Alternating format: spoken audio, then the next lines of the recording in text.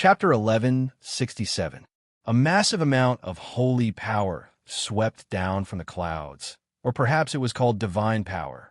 It turned into light and illuminated the entire hometown of the saint. The light chased away the darkness like the rising sun, and the darkness shrank to the end of the horizon. Wherever the light spread, the void original demons were crushed to pieces. It seemed to only target these dimensional creatures that had invaded the kingdom of heaven. In the city of the saint, Albert returned to Luo Bo's side. At this moment, all the angels in the holy city stopped what they were doing and knelt on the ground. They put their palms together and sang the name of the Lord. What a powerful, divine territory. Under such light, the truth of science is suppressed to the limit. I am still too insignificant in the face of scientific truth. Luo Bo couldn't measure the limit of the power of this huge holy light. He could only listen to Albert's sentiments. One of the transcendents had already died just a few minutes ago. This was the only information that Lober had, because it happened right under his nose. Beowulf was the name of the powerful transcendent who died. The angel who killed Beowulf was now floating in the sky above the holy city. This strange angel was far more terrifying than Albert. The sense of danger was an innate instinct. Luo Bo instantly determined that even if it was this strange angel in the sky above the holy city, he and Albert might not be able to deal with it, let alone the person who released such a terrifying holy light in the sky above the holy city. Oh no! At this moment, Albert suddenly frowned. Someone is repairing the interference of the throne. How can it be like this? What a fast repair speed. Before Luo Bo could react, the strange 36-winged angel above the holy city suddenly moved. It followed the huge holy light and rushed to the highest point in the sky.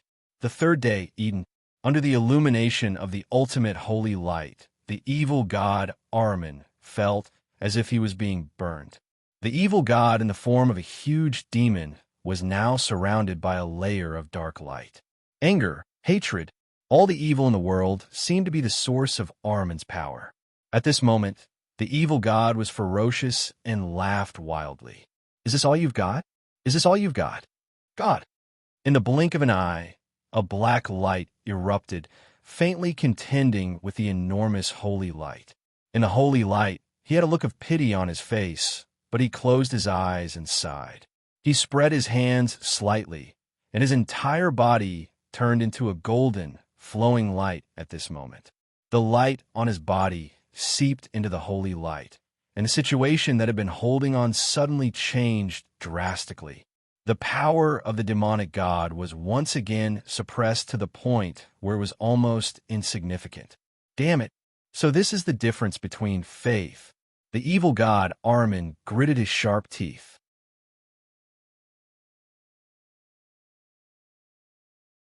Above the sky, a large number of space cracks appeared. A pulling force came from the space cracks, crazily absorbing everything in the kingdom of heaven. Buildings, earth, wind, water, the angels. At this moment, Metatron's body was sent flying by Kronos' fist. It fell into a space crack that suddenly split open and disappeared. Kronos' entire arm was completely destroyed in this collision and peeled off from his body. After letting out a furious roar, his body completely returned to the interference crack. Then, the interference crack instantly disappeared. "I will come again." The demonic god's unwilling voice echoed in the shattered sky. Faced with such a situation, more than 20 transcendents who had joined forces to perform the double interference technique left one after another. Using the interference crack created when Archimedes attacked, they instantly rushed out. The sanctuary actually, looking at the Lord's residence falling from the clouds, the angel of life Raphael's anger reached its peak. At this moment, Long Yangjuan's figure retreated again and again. He stood proudly in the void with his sword in hand. "I see. Brother Raphael, it seems that anger can also increase the power of angels like you." Long Yangjuan's expression turned serious. "Unfortunately, you seem to be trying your best to suppress this anger. This battle ends here. When we meet again in the future, I hope that Brother Raphael can fight with me in your truest form. I'll be very grateful. Where are you going? Raphael shouted angrily. Long Yongjun slashed down with his sword. The huge red lotus exploded, causing the Angel of Life's figure to stop. Hidden Sword opened the door. Long Yongjun pointed with his sword. The 5 swords beside Hidden Sword suddenly turned into 9 swords. All 9 swords slashed out together. Dozens of sword lights were released. A sword light flew behind Long Yongjun and directly cut open a crack. Long Yongjun chuckled lightly. He pulled off the sword tassel in his hand and threw it to Raphael. We'll meet again in the future. This is for you. Naturally, this sword tassel did not possess much offensive power. However, as he watched Lord Long Yang disappear into the fissure, Raphael subconsciously reached out to catch it and frowned. The sword light entered the saint's city and appeared in front of Albert. Lobo, this time, you should have some understanding of this level of war. Well, I have a very good research topic. Albert didn't wait for the other transcendents in the saint's city. He directly grabbed Lobo's arm and walked into the crack. Well, clean up and go back. I want to implement the new idea on you. This old guy, damn it, he didn't wait for me. Albert, don't even think about getting materials from me in the future. In the depths of the saint's city, a light flashed repeatedly. When it passed by the place where Beowulf died, it paused for a moment and bowed. Then, before the crack closed, it flashed into the crack. Gabriel, let's fight next time. Lionheart King, you Dan Xiang, hold on to me tightly. We're going to run. A purple flame penetrated the back of a transcendent who remembered walking into the crack in the future. Seeing the crack close, this transcendent who remembered leaving in the future instantly exploded with a powerful force. But at this moment, his head was instantly severed. In front of him, Uriel, the god of flame, looked cold. On the first day, in the 7-story tower, a loud bang suddenly sounded. At the beginning of the 7-story tower, Dongjue smashed a big hole and entered. Now Dongjue smashed another big hole, but this time he flew out of the tower with Oda. A horrifying bloody hole appeared on Oda's shoulder. As for Dongjue, he seemed to have lost a lot of flesh, and his cheeks were slightly sunken. I didn't expect this guy to be guarding the Book of Revelation. I don't have enough information. Retreat. Without any hesitation, Dongjue grabbed Oda's shoulder and flew backward again. A sword energy rushed over, tore open the crack, and sucked him and Oda in. At this moment, a man with messy hair and a thick beard walked out of the crack in the 7-story tower. It seemed that he hadn't taken care of himself for countless years. He was barefoot and wore a shabby linen shirt and pants. Only half of his face and nose could be seen. He looked up and fell silent for a moment before he slowly returned to the tower. He only had one mission, and that was to guard the things in the tower forever. The sanctum in the clouds was at its lowest point, and it was about to crash into the nation of the petitioners. At this moment, the woman who was sitting on the throne of snakes waved the scepter in her hand. A fluctuation of power that originated from ancient times spread in the air, bypassing the perception of many angels and quietly spreading in the sky, repairing the broken gaps in space caused by the battle in the clouds. My mission is to guard the kingdom of heaven. Repairing is part of my job, and I can't ask for more. I'm at a disadvantage. Should I ask for more compensation? The woman muttered. Then, she narrowed her eyes and suddenly patted the armrest of the snake throne. Instantly, a spiritual light shot out. In the hometown of the saint, it was the last sword energy that tore open a crack here. He should be the last transcender who was going to leave. This time, 3 sovereigns joined forces, but they still couldn't break through the kingdom of heaven. The kingdom of heaven is indeed powerful. He looked at the crack in front of him and then looked back at the clouds, shaking his head. However, just as he was about to step into the crack, a huge snake mouth suddenly opened in front of him and swallowed him.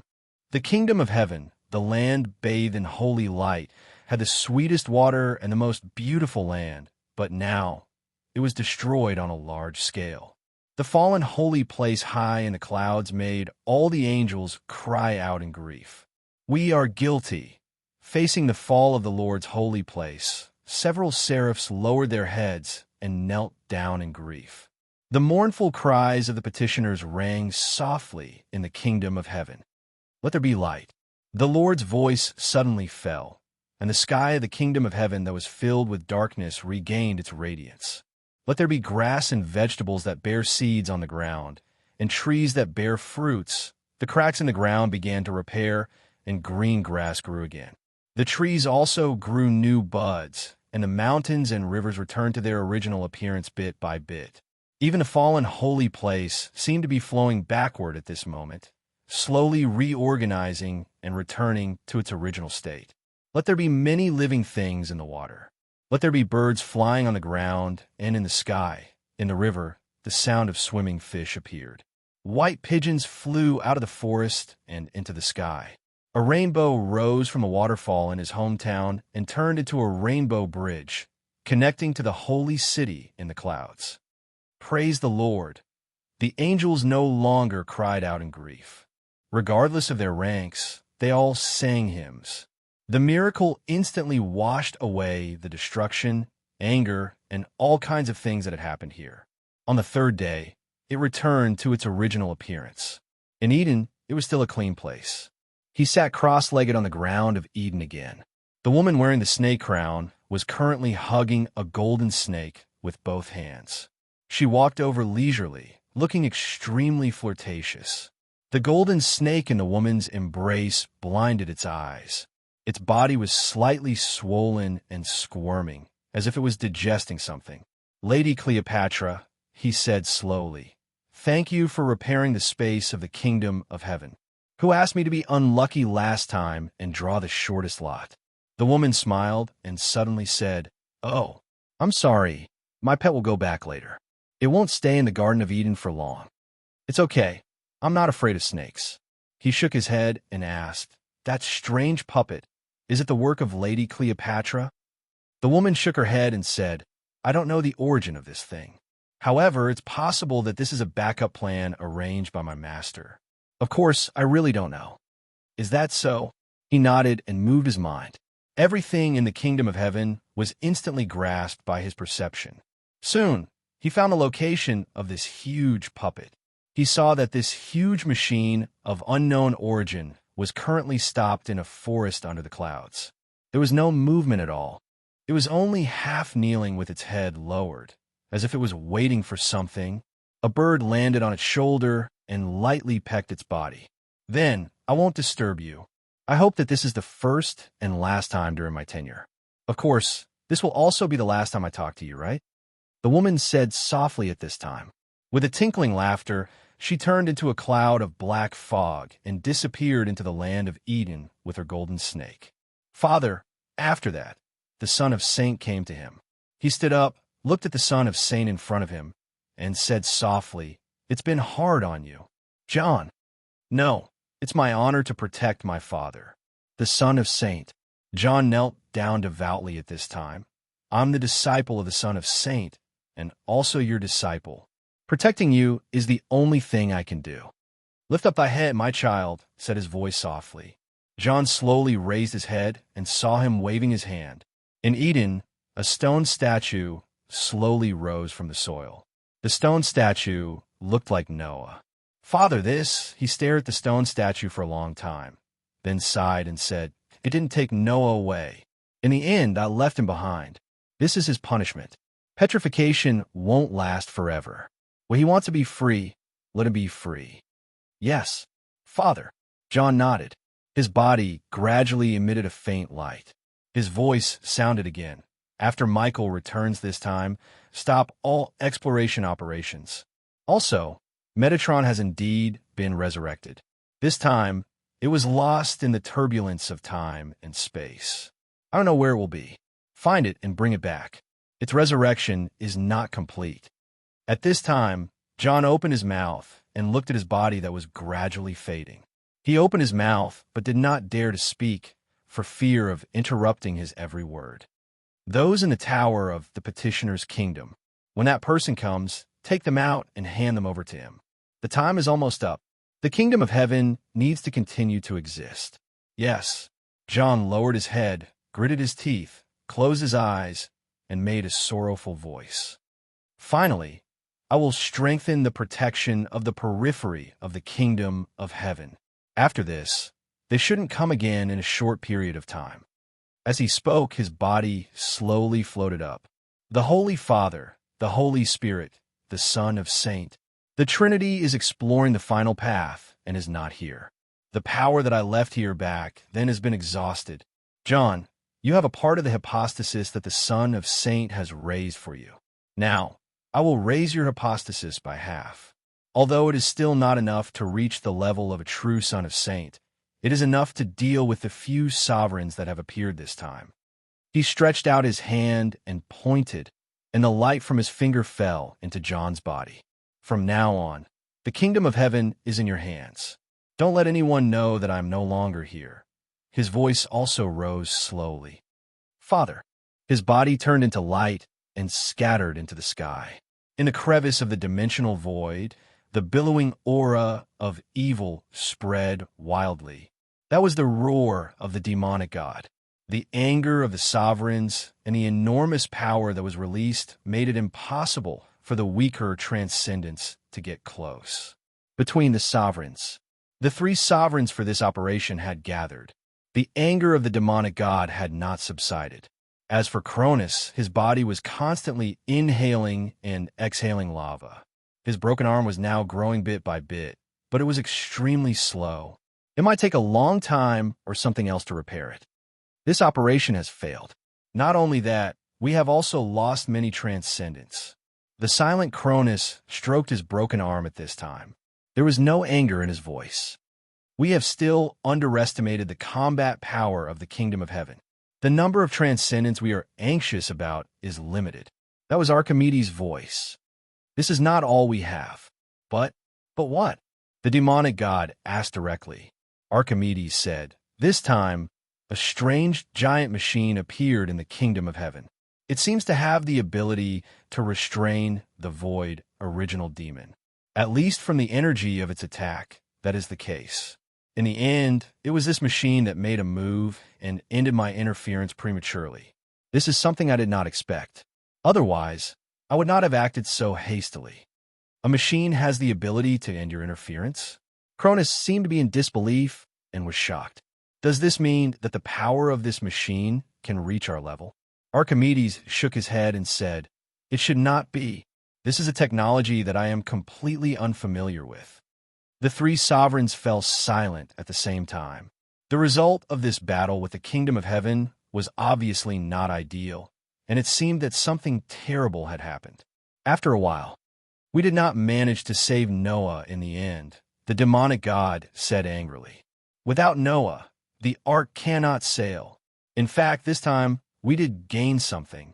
Cronus suddenly said, although we could not save Noah, in the end, Noah gave me a message.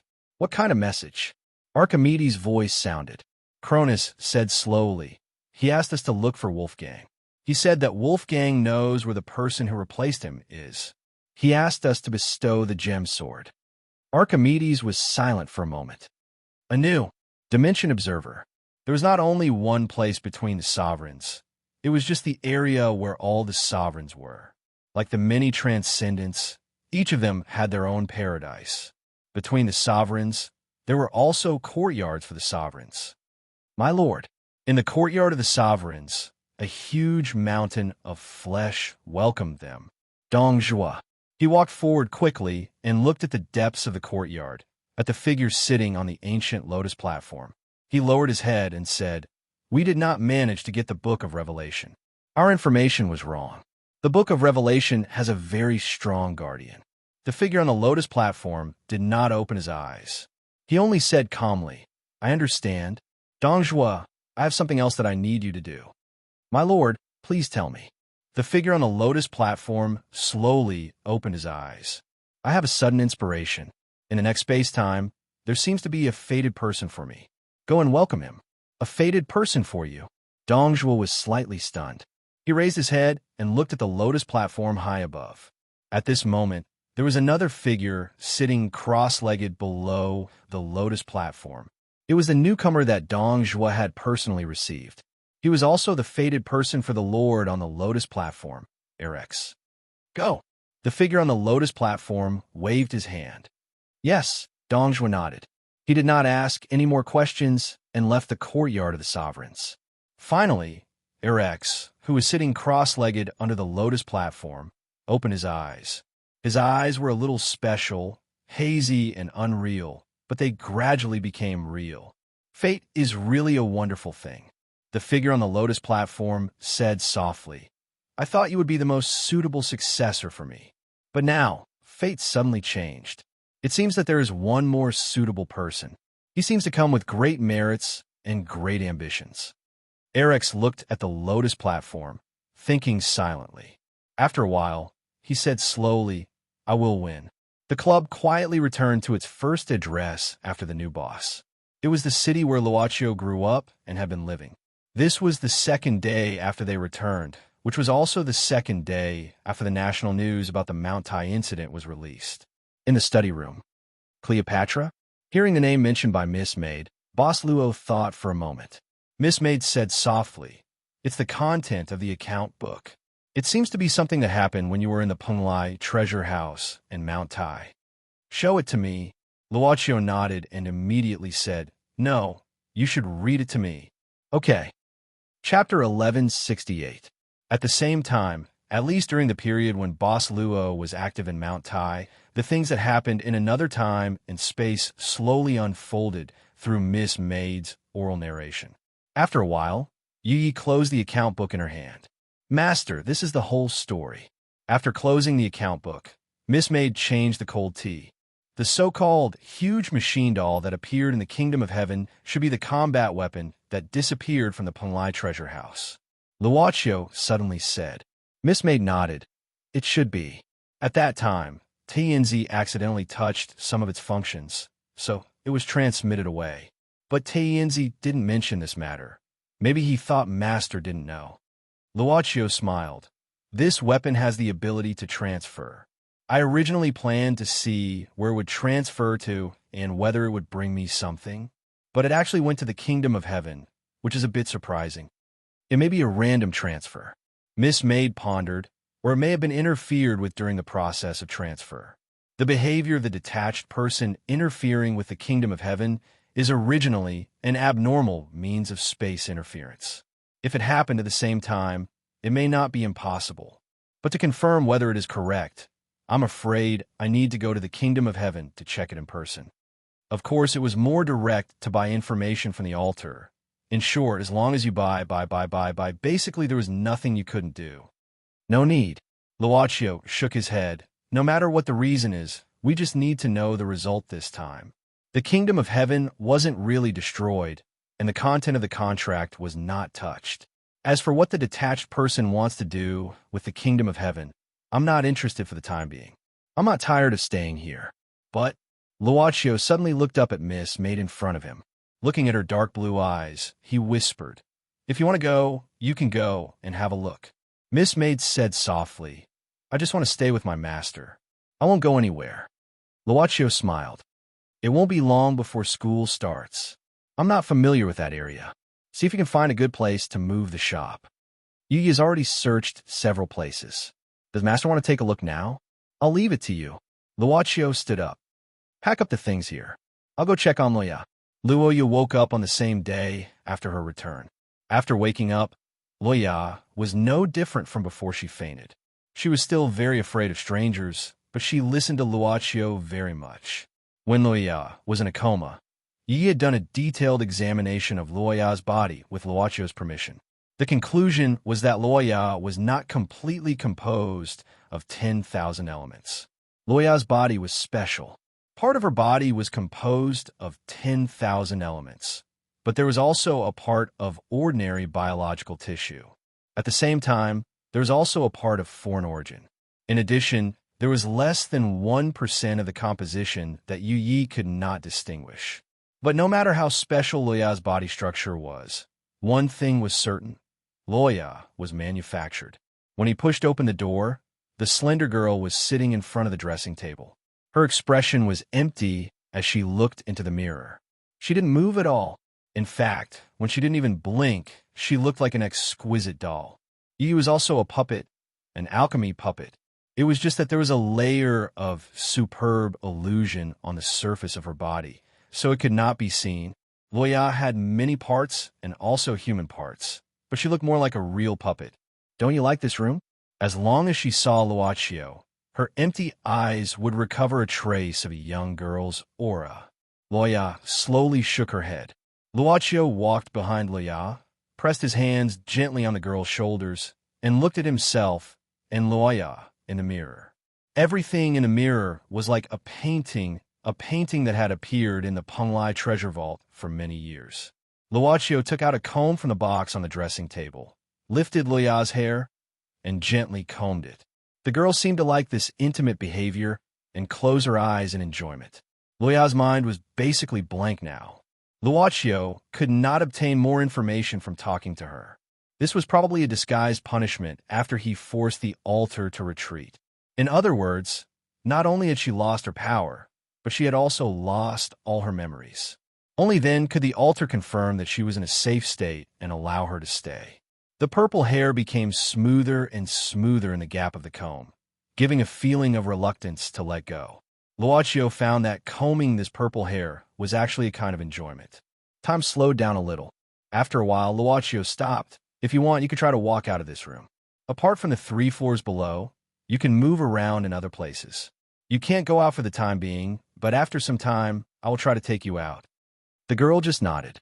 Luochio smiled, squatted down, looked at the girl's side profile, and asked softly, "Now, is there anything you want to do?" The girl opened her eyes, picked up the comb that Luochio put down, and handed it to him. Okay. Luochio nodded. Even though her hair didn't need to be taken care of anymore, he still combed the girl's hair for her again. Time slowed down even more. The elevator door slowly opened on the floor of the magazine office. At this time, a head sneakily poked out, wearing a headscarf and sunglasses, quietly looking at the situation in the magazine office. "Sister Ren, good morning." The moment the voice was full of vitality, the headscarf woman felt her shoulder being patted, and then she was startled. "Are you trying to scare me to death?" "Wicked girl." Rico felt that she was quite pitiful. She just said hello.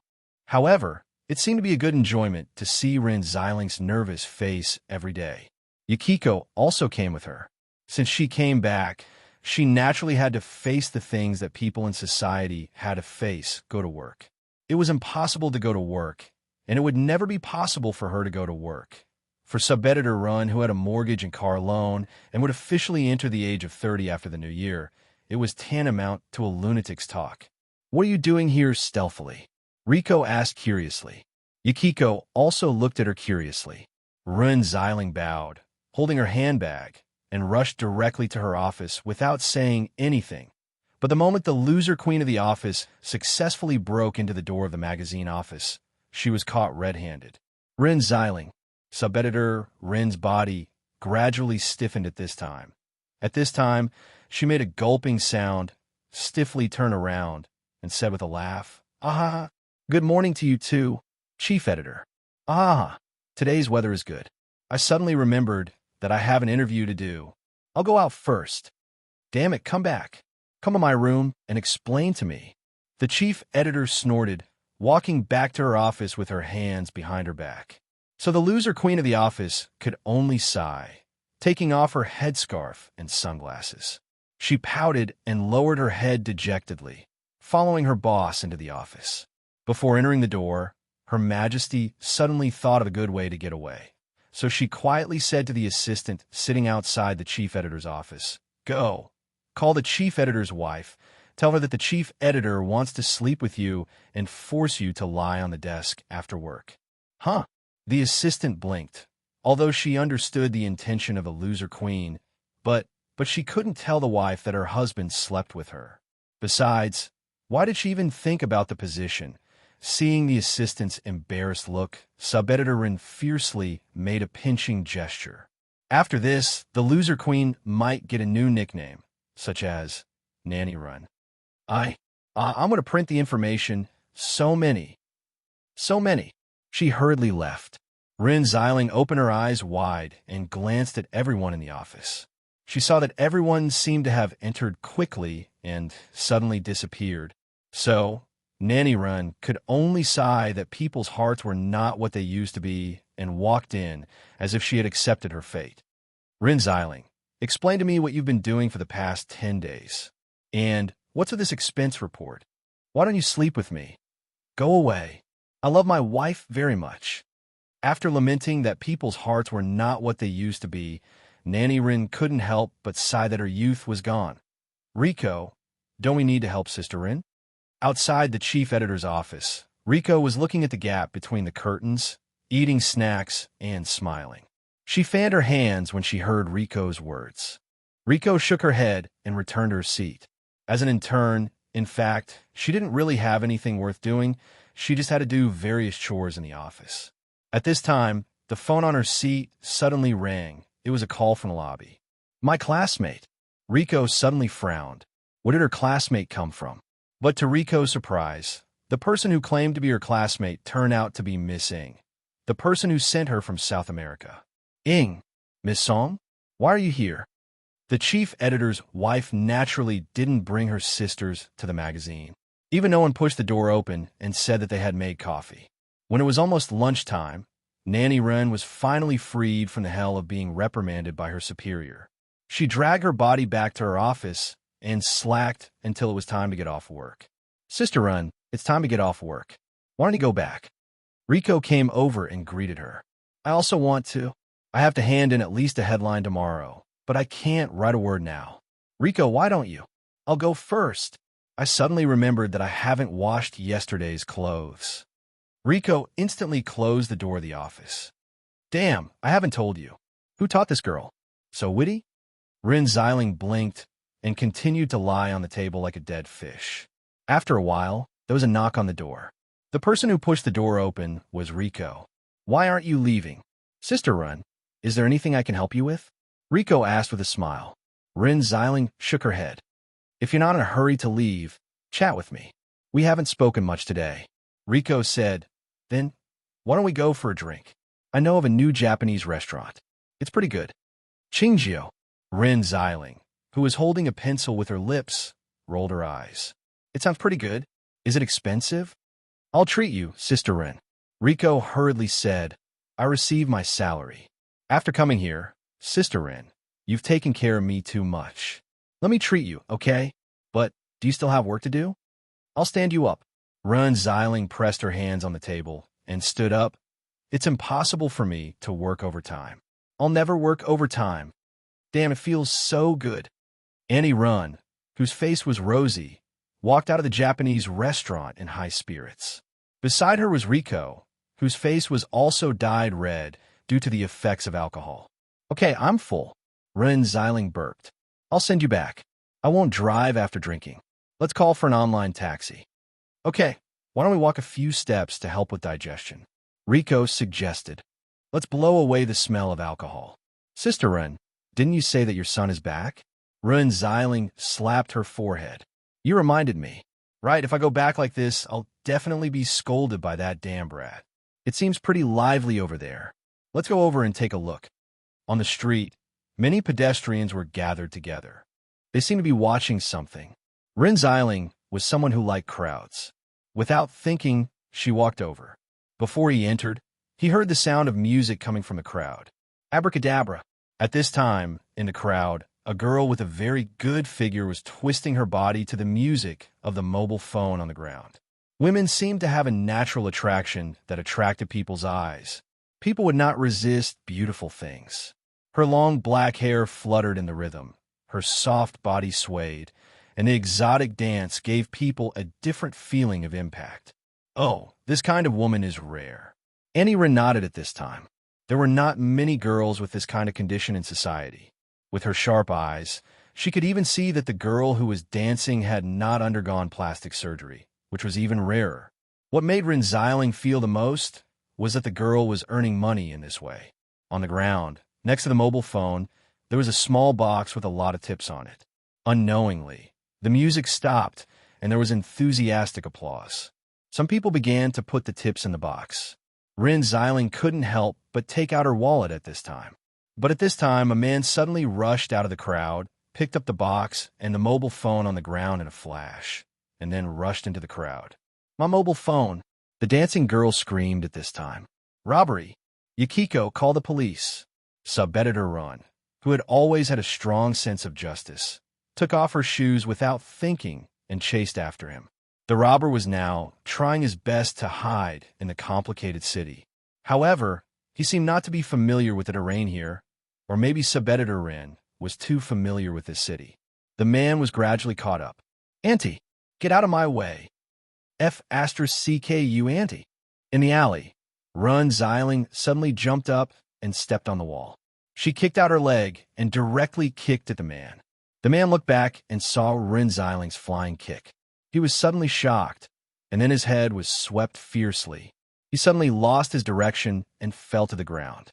The box containing the money and the girl's mobile phone fell to the ground. The man quickly climbed up from the ground, only to hear the shouting from outside the alley. He immediately gritted his teeth. "B***TCH. You wait for me." With this, the man sprinkled a handful of cement powder, turned around, and ran into the alley. Rin Xiling didn't continue to chase. She didn't know whether the man had companions or not. Most importantly, she couldn't let herself be easily injured, so she had to stop here. Sister Rin, are you okay? Where's that man?" The one who chased after her was Yukiko and the girl with long black hair who was dancing on the street to earn money. The girl's face was a little pale, and she seemed to be frightened. "It's okay, he ran away." Rin Xiling waved her hand. "It's just a little thief. I'll find someone to scrape him out. How dare he threaten me? By the way, are you okay? Are you scared?" The girl with long black hair rushed over anxiously at this time. The girl nervously picked up the mobile phone that fell on the ground and then turned on the lock button with fear. After seeing that the phone could be turned on normally, she was relieved.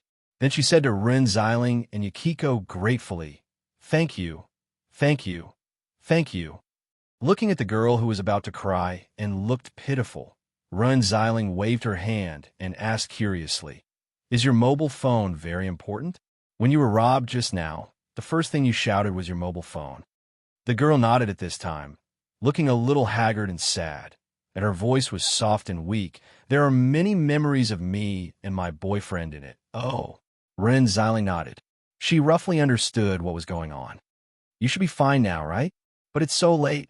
Why don't you ask your boyfriend to pick you up?"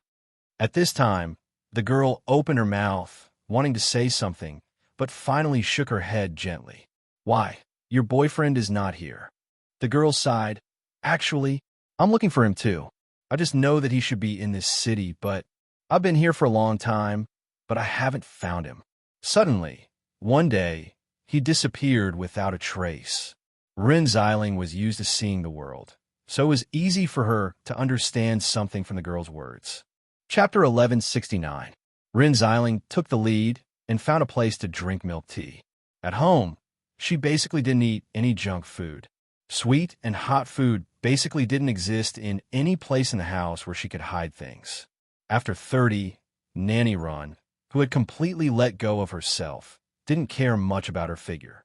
She happily ordered a cup of caramel-flavored milk tea, a large cup. Yukiko paid the bill. Rin Xiling's professional ethics of gossip was reflected.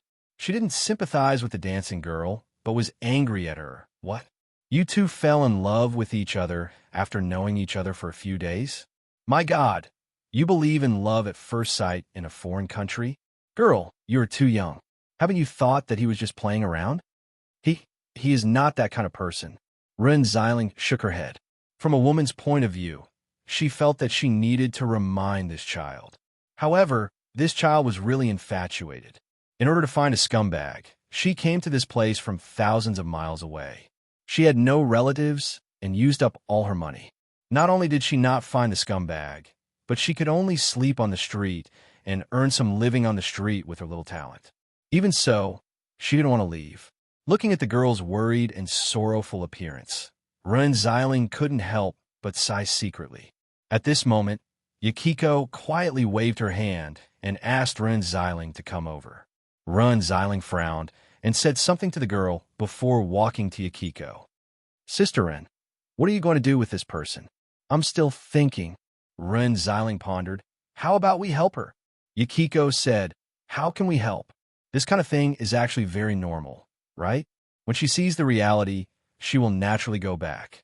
We can't help her much. After all, it's a matter of love. Ren Xiling said, that's the reason. But this girl doesn't even have a place to live now.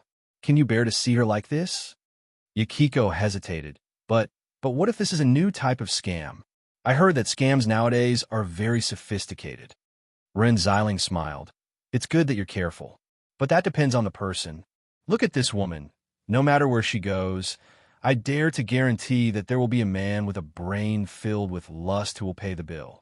With conditions like hers, what couldn't she earn money from? Besides, even if it was a scam, they wouldn't choose to lie to us, right? What's it a lie about? After my monthly salary is deducted, I can't even afford a hot pot meal. Okay? But I still think it's better to be careful. Ren Xiling patted her shoulder and suddenly said, what if it's true? If it was true, then this child coming all the way to find his lover was a story that could be started. Let's assume that this man is not a scumbag, but has some unspeakable difficulties. It's another eye-catching story, especially for a little girl like you. Yukiko was stunned. Sister Ren, could it be that you can't write a script and everything you see is? Ren Xiling gently grabbed Aki's shoulder. What did you say? I can't hear you clearly.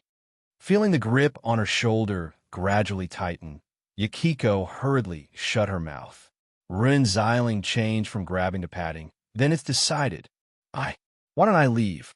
The girl looked at this relatively simple but unusually clean house with some uneasiness. Looking at Ren Xiling, who enthusiastically brought her home, she said, I really don't need to trouble you. I've already gotten back the money that I tipped just now. I can find a guest house. That kind of small place is even more unsafe. Ren Xiling waved her hand and said, it's okay. There's no one in my house, just me and my son. Ren Xiling didn't even raise her head as she sorted out her bag. Your son? The girl opened her mouth in surprise. My ex-husband's son. Ren Xiling shrugged casually. Then your husband? The girl seemed to be even more surprised by the relationship between them.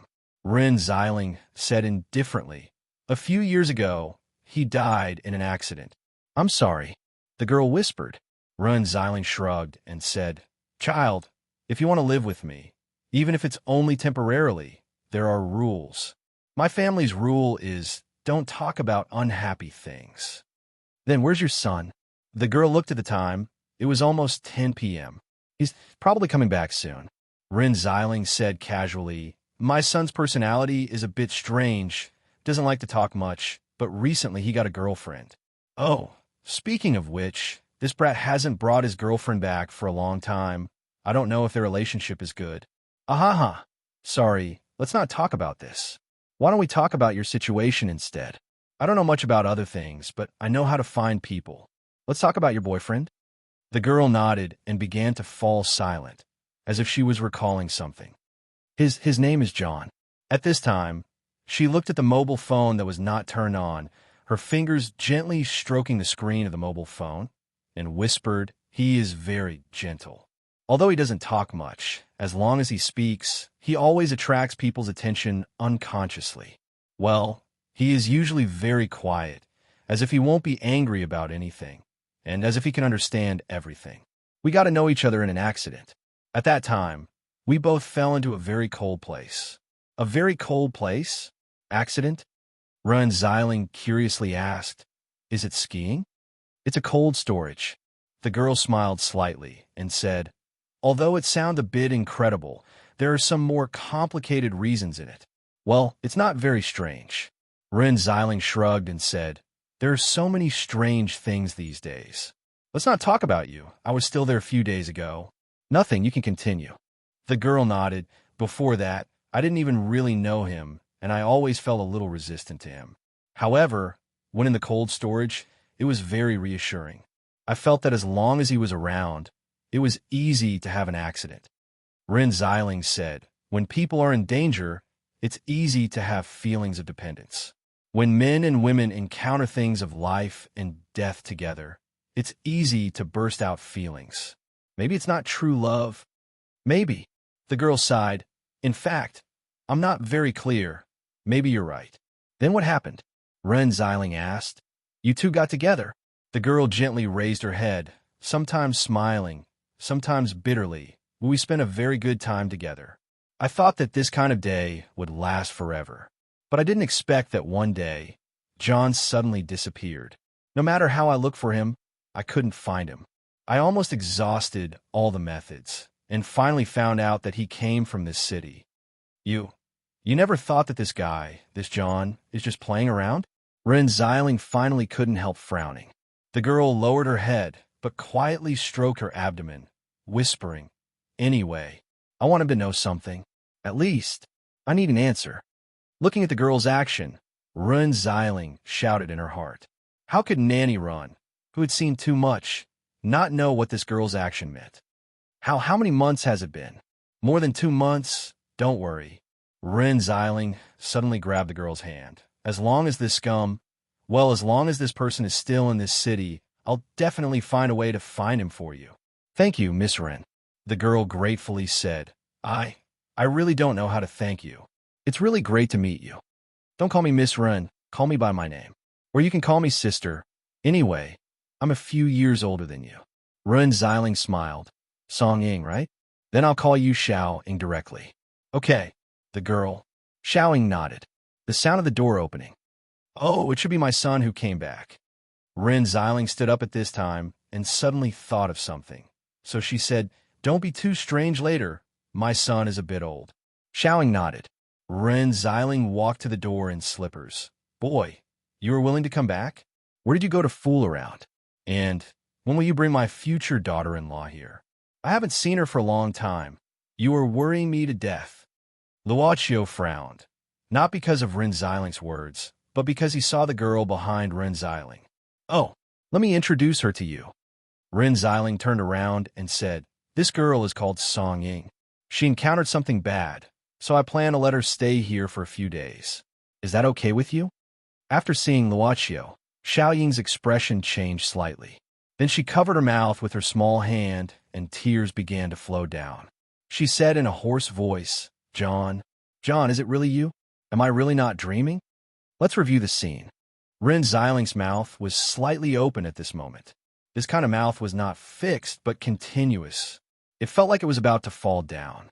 She pointed to Xiao Ying with her trembling hand, then turned her neck stiffly and pointed at Luochio with her trembling finger. Her eyes widened.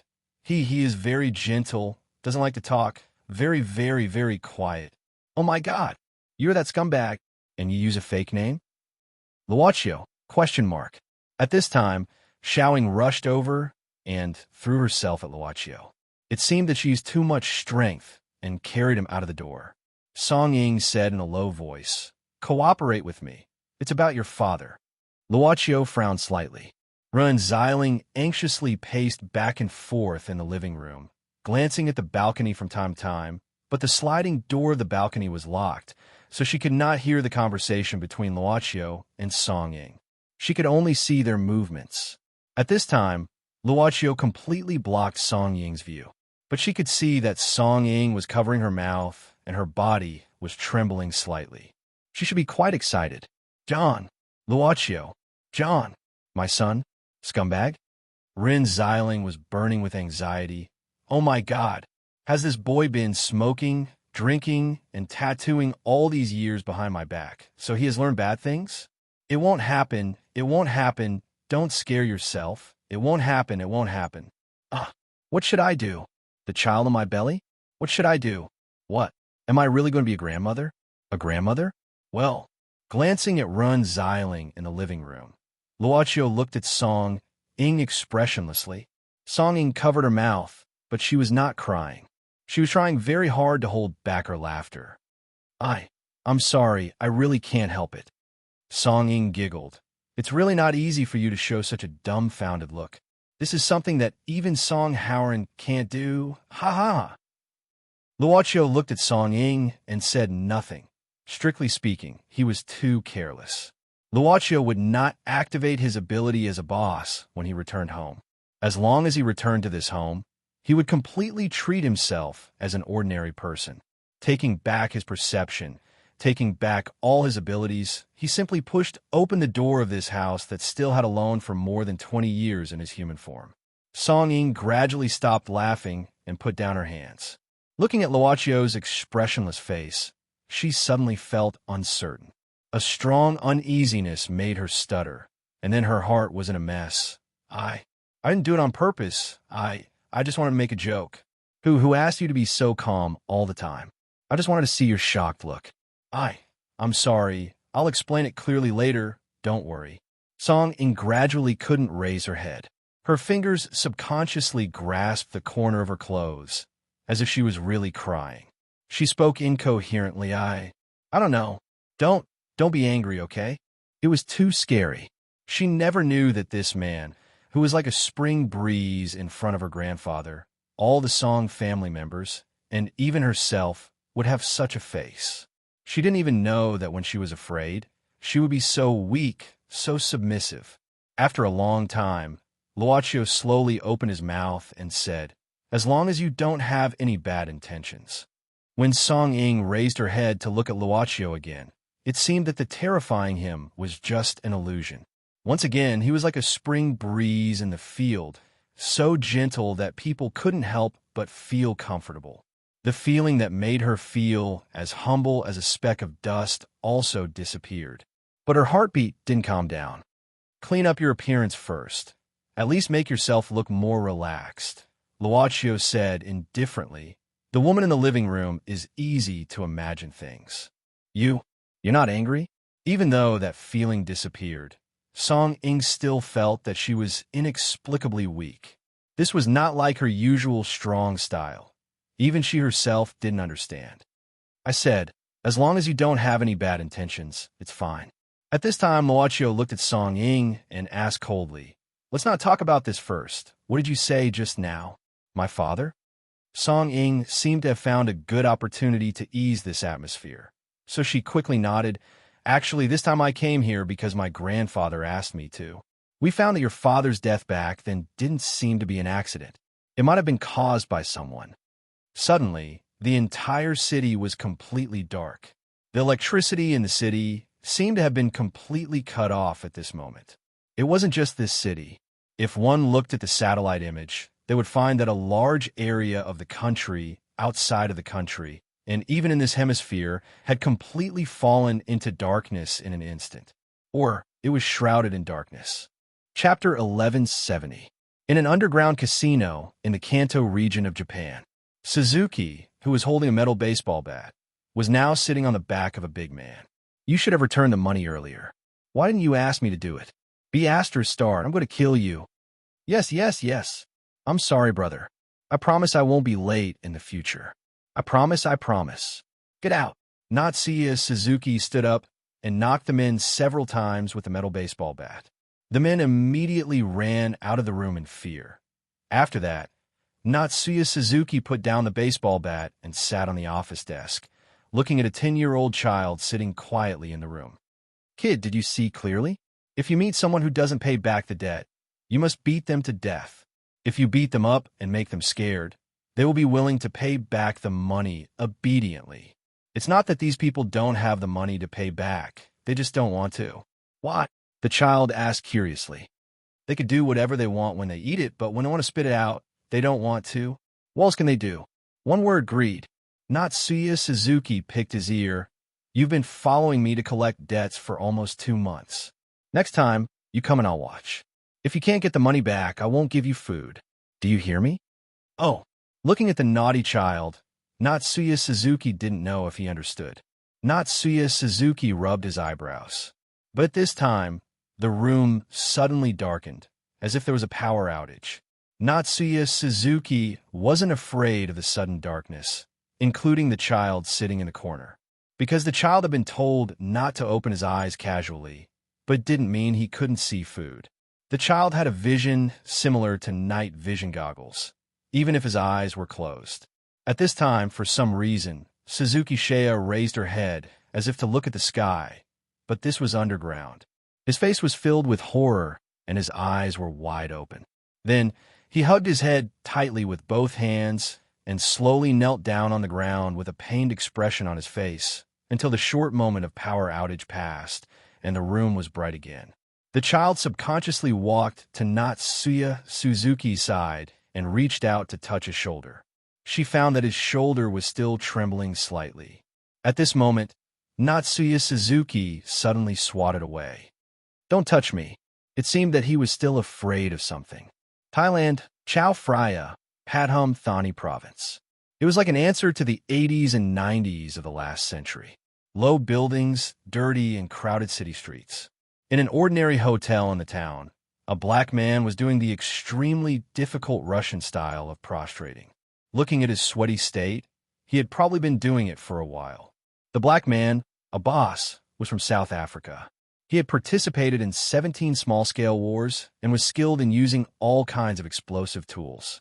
His melee combat skills were top-notch, and he could hold his breath underwater for up to 5 minutes in a high-intensity battle. Currently, he was one of the explosives experts in the EOK mercenary group. Abbas's personal information quickly flashed through the mind of a man with an Asian face sitting by the window at this time. The man should be young. He had a crew cut, sharp facial features, and a beard. Wang Yuechuan, but his name was Guy at this time. Guy was a name to hide his identity. His identity had been completely changed. He became a field soldier who fled for his life after committing a murder. About 2 months ago, he followed the organization's instructions and arrived in Hong Kong. After half a month of self-training, he used a Hong Kong fishing boat to sneak into Thailand. Finally, he met the people of the mercenary group called EOK. After passing the test, he officially became a member of EOK and was assigned to work with a boss. Wang Yuechuan's current persona was a man of few words. Looking at the lively street outside the window, Wang Yuechuan, Guy flicked the butt of the cigarette out. Although he had successfully joined the EOK, he still couldn't get more information, nor could he investigate more of the internal affairs of the mercenary group. He hadn't even officially participated in their operations.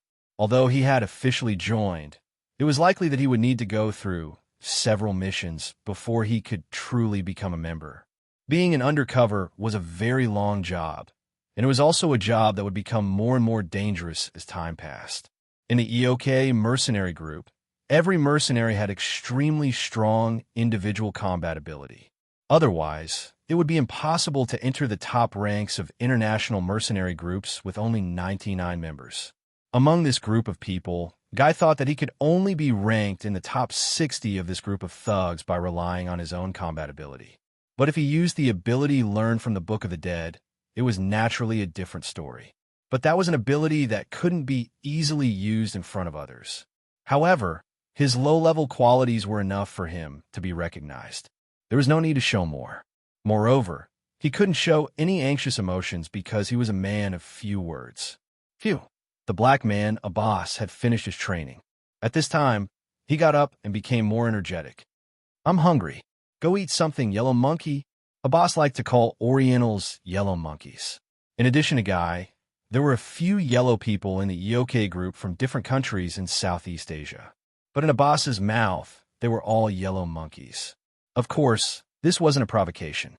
It was just that it was difficult for an Asian to distinguish a black person. It was also difficult for a black person to distinguish a yellow person. Probably. Guy didn't say anything. He casually glanced at a boss and continued to look out the window. A boss was no longer surprised by this eccentric guy. He shrugged and didn't say anything. He went out by himself. Guy was still looking out the street. His current identity caused him to spend every day in extreme nervousness, as if he was constantly being watched by something. Was it someone from EOK? Or did they not trust him? Or was it the people who assigned him this time? They didn't trust him either? Guy lit another cigarette. He had never smoked before, but in just a short 2 months, smoking had become a daily occurrence for him. Suddenly, a cry of surprise came from the street, and the entire street was completely dark at this moment. Only the burners on the street were still lit. Kia looked further into the distance. It was also pitch black. Is there a power outage? He thought, but he didn't care too much about it. Instead, He felt comfortable when the entire world turned dark. That feeling of being watched disappeared. Guy smiled and slowly closed his eyes, enjoying this rare moment of peace. But the moment he closed his eyes, he felt an indescribable fear. Guy abruptly opened his eyes. He felt a layer of cold sweat on his forehead. He blankly looked out the window again. Or perhaps what he didn't know was that the gaze that had always been there didn't leave. It was just looking somewhere else. It was looking at the dark night. On the rooftop of a small building not far away, the black figure was prostrating on the ground in fear and trepidation, shivering. "My master, why are you so angry?" In the dark hemisphere of the moon, the ocean suddenly became chaotic. Countless huge whirlpools appeared in half of the Pacific Ocean. The undercurrent under the sea had already surged to the surface. The dark sea was like a huge mouth that could swallow people whole. A large number of sea tornadoes instantly rolled up into the sky. One after another, they were like countless huge pillars that connected the sky. The air seemed to have solidified and become heavy. Uneasiness and fear spread across the hemisphere of the moon at the speed of light in an instant. All those who possessed power could feel death looming over them. Trembling, curling up, the evil in the world seemed to be frightened at this moment, and the good seemed to be spurned by the world until the light returned. Everything returned to the ordinary night 10 seconds ago. In the lobby, Taisetsu, who was wiping the Jean-Lou's sword, frowned. After feeling dizzy for a while, he shook his head hard and subconsciously looked at the maid who was busy at the counter. But at this moment, a figure rushed out from upstairs. Nero's face was covered in ink. "You want to fight? I'm ready." Her eyes were wide open, and she was excited. "Yuyi, miss." Taisetsu ignored Nero. The maid put down the cup that she was wiping. When the cup was put down, rings of terrifying black flames instantly burned the entire floor of the lobby from under Yuye's feet. The black flames on the ground began to change and connected into complicated symbols. All of a sudden, something seemed to slowly rise up from the black flames. It was a spear. Upon closer inspection, it was a spear with a flag wrapped around it. A weapon. Taisetsu and Nero's expressions changed slightly. They had never seen the maid holding a weapon, or they had never seen her being serious. They would be killed the moment they met. This was the only thing that Taisetsu could feel at this moment. However, this terrifying atmosphere almost disappeared in a moment. The black flames on the floor dissipated instantly. The voice of the boss sounded at this moment. "I'm fine. You don't need to come over. Just take it that I just sneezed impolitely." The boss didn't come back. This was just his voice, but no one would doubt that it wasn't the boss's voice. The maid holding the spear flag loosened her palm at this moment, and the spear flag flashed and disappeared. "Yuyi, miss." The maid of the club picked up the cup again, wiping it slowly, and said indifferently, "We only need to follow the master's orders." Time was still. At least in this area, everything was still in this short period of time, as if it had completely escaped into another space. Under the night sky in front of the balcony, little blue light spots gathered. Not long after, the manager Araya, with blue hair and blue eyes, appeared. He opened his eyes slowly, as if he had just woken up from a dormant sleep. The position where Araya appeared was slightly lower than the boss on the balcony. Asking about the degree of space fragmentation in subworld number 003, whether to execute the world-destroying procedure. The emotionless Araya stared at the boss on the balcony without blinking. Even though it was dark, it couldn't block his sight. But he couldn't see the appearance of the owner of the root authority at this moment. Chaos. It was a face that looked like the primal chaos. There were only 2 balls of light that looked like eyes. As if a long time had passed, as if it was just a moment. The face that could only be described as chaos gradually became clear. "I don't intend to change the proposal I gave you last time. I'm sorry for the fragmentation of the subworld space." Luaccio sighed slowly. "If you can't completely repair it, I'll help you.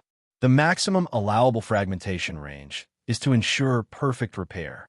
Boss Luo nodded, saying indifferently, "If there's a next time, I'll pay attention." I'll try to control it within this range. You go back. I want to be alone. The stillness here, according to the normal flow of time, can be activated after 10 minutes. Understood? A power outage? It felt like at least 10 minutes had passed, but it also felt like a few breaths. The world suddenly became dark, but it soon became bright again. Maybe it's the peak period of electricity consumption. Short power outages are common for AC power, Luaccio said indifferently. The cold weather in the south hadn't passed yet, and it wasn't the peak period of electricity consumption. Who was he kidding? Song-Ying opened her mouth, but she didn't say such words in the end. There were simple rattan chairs and tables on the balcony, which were usually used to drink tea and read books. Luaccio sat down, motioning Song-Ying to sit down as well. This place happened to block the view of the living room with a curtain, but one ear was quietly sticking to the glass inside at this time. Luaccio knocked on the glass of the sliding door casually, and the owner of this ear muttered angrily and hid back. Your mom, well, Miss Rin seems to be afraid of you. Song-Ying smiled embarrassedly and didn't know when she had recovered. She returned to her original self. Tell me about it. Luaccio looked at Song-Ying. These things before and after. You just said it was not an accident, but man-made. This was the Luaccio in Song-Ying's impression. Not the terrifying Luaccio from a while ago, but the Luaccio who was not angry when she pulled him out in the middle of the night and would even make breakfast carefully. Song-Ying subconsciously breathed a sigh of relief and blurted out to interrupt Luaccio that, "You're really not angry anymore?" Luaccio looked at Song-Ying without blinking. Song-Ying shrank her neck. She was afraid after all. She whispered, I'm wrong. You continue. I won't interrupt. Luaccio sighed. That's the problem. Since you're here, you should have found something. Tell me about it. Song-Ying quietly glanced at the living room and saw Rin Xiling was still watching at this time with her eyes wide open, but she was far away, sitting on the sofa and hugging a pillow. Her expression was almost twisted together, like an auntie who was watching the finale of TV series. Here's a report. You could take a look first. Song-Ying turned on the phone and handed it to Luaccio. Luaccio looked at it. Song-Ying said, although our family doesn't have any property in China, we still have some connections. The information in this report was found by a friend of my grandpa's some time ago. The Professor Ouyang mentioned in the report was the forensic doctor who complicated your father's case. According to his confession, the bullet that killed your father was actually a bullet from the police. But later, someone secretly paid him to change the bullet used by the criminal in the report and secretly changed the bullet used by the evidence. Looking at the expressionless Luaccio, Song-Ying took a deep breath and continued. This time, I'm here because of my grandpa's idea. He wants to find out the truth of this matter. Grandpa said that the people of the Song family can't die without knowing the reason. I see. Luaccio returned the phone to Song-Ying. Now, think about how to deal with this prank of yours, okay? Okay. Chapter 1171. Performing Arts? Rin Xiling glanced at the kitchen. Since coming out from the balcony, Luaccio didn't say a word and went straight into the kitchen. He pushed open the door and closed it. Rin Xiling didn't know what he was doing. I'm sorry, Miss Rin. Song-Ying put on a sincere and apologetic face. I have a lot of homework recently, and there will be an exam soon. I'm going crazy, so I danced on the street to release myself. Rin Xiling was still frowning. Song-Ying's heart skipped a beat. I just had this idea. I didn't expect Miss Rin to be so nice. You should understand, right? The feeling of riding a tiger and not being able to get off. Besides, I didn't expect that Junior Luaccio is actually your son. Rin Xiling was still frowning. Song-Ying braced herself and said, speaking of which, I haven't seen Junior Luaccio for a long time. I heard that he transferred to another school. I didn't expect to see him again. Miss Rin, are you listening? So it's all fake, Rin Xiling said expressionlessly. I'm sorry. Song-Ying didn't dare to look at Rin Xiling's eyes. I know the prank was a bit too much. I'm sorry. Her attitude was very sincere, but Rin Xiling suddenly couldn't tell the difference between real and fake. More importantly, this child was a drama queen. Rin Xiling sighed. So, The foreign encounter and love at first sight are all fake. Fake. Ren Xiling sighed again and glanced at Song Ying's belly. Then, her belly is also fake. Of course. Song Ying nodded. She studied in an aristocratic school since she was a child. Her father, Song Tianyu, was a person who attached great importance to tradition. Strictly speaking, the princess of the Song dynasty lived a very disciplined life. Well, regarding the problem of how to treat men, Ren Xiling directly fell on the sofa, pinched a pillow, and crazily attacked. Didn't you say you were an acting major? Would it kill you to perform for 2 more days? I'll definitely match it. What's wrong with making me happy for a few more days? You're looking down on me. What the F asterisk CK? My grandson. Song Ying opened her mouth slightly, suddenly not knowing what to say. Although he had long known from Yukiko's report that Ren Xiling's personality was somewhat different from the rest, seeing her in person today was indeed better than seeing her in person. Ren Xiling suddenly stopped and stood up, which gave Song Ying a fright. He's not happy. After saying that, Nanny Ren was like a child venting her anger. She stomped into the bathroom and took a bath. My grandson, not long after that, Luochio walked out of the kitchen. He glanced at the bewildered Song Ying and said indifferently, "Have you dealt with it? Should be right?" Song Ying awkwardly laughed twice. Luochio nodded and said casually, "It's late, go back." Song Ying was stunned and subconsciously said, "No, it's not early, but it's not convenient now. I won't disturb you." Luochio slightly smiled and looked at Song Ying without saying anything. "I know. I'll go." Song Ying rolled her eyes. Wu Qing, Miss Song reluctantly left. Damn, this guy won't send me off? When it was time to close the door? Tomorrow. I'll find a time to contact you. Luochio suddenly said, "I'm not happy. Call me if you want." Song Ying lightly snorted, closed the door, and then closed the security door outside. The sound was not loud, so it did not disturb anyone. Ren Xiling walked out, while wiping her hair and casually sat down on the sofa. What about the child? She went back. Luochio walked over with a bowl of something, put it on the table, and said indifferently, "Drink it." "What's this?" "It's to cure the hangover. Drink it if you don't want to have a headache tomorrow." "Oh." Ren Xiling obediently held the bowl, took a sip, and found that the taste was not bad. "By the way, what were you talking about outside just now? You didn't hide anything from me, right?" Luochio did not speak, but suddenly took a medicine box, sat down, and pointed at Ren Xiling's feet. "Disinfect and apply medicine," Luochio said expressionlessly. "Do you want to be unable to wear shoes tomorrow?" That was because she took off her shoes and ran on the ground while chasing a thief. Ren Xiling embarrassedly laughed twice and did not speak. Like a goldfish, she sipped the hangover soup and watched Luochio carefully disinfect the abrasions on the soles of her feet. "I told you. How can my son be a scumbag?" "Ouch, ouch, ouch. Be gentle, Luochio sighed. "You know the pain. Next time don't take off your shoes to chase a thief. This is not a TV drama." "I know, I won't." Ren Xiling blinked, suddenly rubbed Luochio's hand with her feet, and said with a smile, "By the way, what's wrong with this Song Ying? How come I've never heard that you have a female friend? I think this child seems to be a little bit interested in you. Son, tell me." "Ouch, ouch, ouch." "Wrong, wrong." The medicine is applied. Luochio stood up. "Wear your sneakers tomorrow. Remember to wear socks too." Hey, tell me." Like a snake, Nanny Rin crawled over from the sofa at this time. Luochio went back to the room and directly turned off the light in the living room. In the room, only a desk lamp was lit. Luochio sat in front of the desk, reached out to take a photo album from the bookshelf next to him, and opened it. He was silent.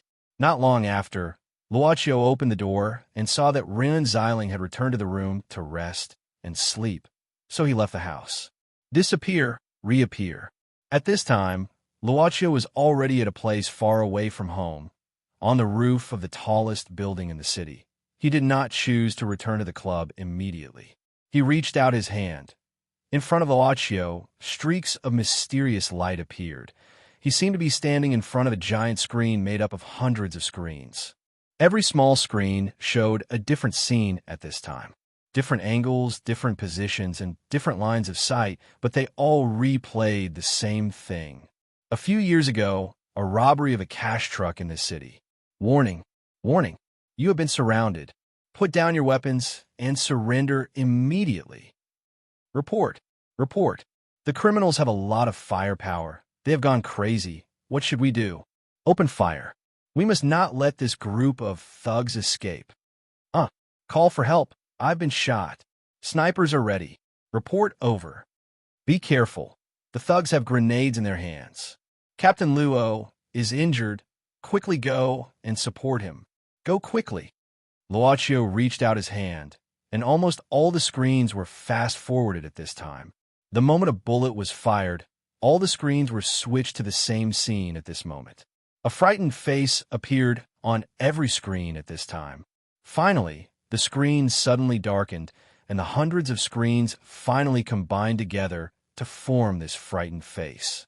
It was the person who fired the last bullet. Luochio watched silently and finally sighed. He waved his hand to disperse the mysterious light, lowered his head, and said nothing. In the night sky, a figure was moving rapidly. This figure was so fast that it almost swept across half of the city in a breath. It seemed to be looking for something. Finally, it suddenly stopped, as if it had found something, and quickly descended from the night sky. As soon as it landed, the Shinryu of Kelowna, Long Shiro couldn't help but frown. Just now, the strange phenomenon was caused by you. What are you doing here? Getting some fresh air. Turning around, Luochio saw Long Shiro's anxious face. She should have returned to the city later than him. Even though she had returned, Luochio did not think of greeting her. Long Shiro was still frowning. At the same time, she walked forward with a mobile phone in her hand. At this time, the mobile phone was continuously making some kind of beep, beep, beep, beep, beep sound. It was like the sound of certain chat app being refreshed. Did you hear that? This time, you've blown up some old fellows who have been in closed-door training for 10 or 20 years. In this group, everyone is confused and scared. I don't know what to say at all. If you really want to destroy the world, then just do it. Stop scaring people. What are you trying to do? Do you want to tell the world how terrifying you are? For a long time, although Long Shiro was afraid of this guy and the shop behind him, she knew better than anyone that the so-called invincible power of the Shinryu of Kelowna was a joke in front of this guy. However, Long Shiro always felt that Luochio was not the kind of demon king who wanted to destroy the world. He was more like a spectator who came from a higher place outside the world. However, not long ago, in just 10 seconds, the dragon veins of Kelowna were rioting. If Mount Tai didn't cause the 12 ancestral veins to erupt, the earth veins would be in a weakened state. Such a disaster would be unimaginable. Even so, it took her a lot of effort to calm down the rioting of the main veins. After that, the communication between the Taoist and monster realms exploded, especially since it was only a few days after the press conference of the Mount Tai incident. At this moment, the true dragon of the Divine Land could no longer be described as simply anxious. During the time of Mount Tai, the Tao demons, the administrative bureau, her, and even the state apparatus had all been mobilized, barely suppressing the situation for the time being. However, they still had to deal with many remaining problems, as well as a large number of international movements. This guy, on the other hand, had caused such a terrifying commotion. Long Shiro widened her eyes. Do you think I'm not tired to death? I'm sorry. Do you think a simple apology will... Long Shiro wanted to roar subconsciously, but she suddenly froze. She didn't see the usual calmness on this guy's face, nor did he have the usual etiquette. He looked more like an ordinary person now. She asked tentatively, Did you encounter any problems? Luochio slowly sighed. Indeed, but it's okay. I should be able to solve it. Tonight's incident wasn't my intention, and I didn't think it would be like this. But don't worry, I've got it under control. The Mount Tai incident can't be covered up completely, and more strange things will happen in the future. Just take it as one of them. What do you mean? Luochio said indifferently. Miss Long, shouldn't you know what kind of impact it will bring after the recovery of Aura? Long Shiro was silent. Luochio seemed to have returned to his usual appearance. which made her feel indescribable irritation, especially when the chatting software on her phone kept ringing. Shinryu of Kelowna turned off her phone angrily, stuffing it into her clothes. She took out a pack of cigarettes and was about to light it up subconsciously. However, Luochio was looking at her calmly. Miss Long looked away, stuffing the cigarette back into the pack. Don't misunderstand. I don't smoke often. I only smoke once in a while.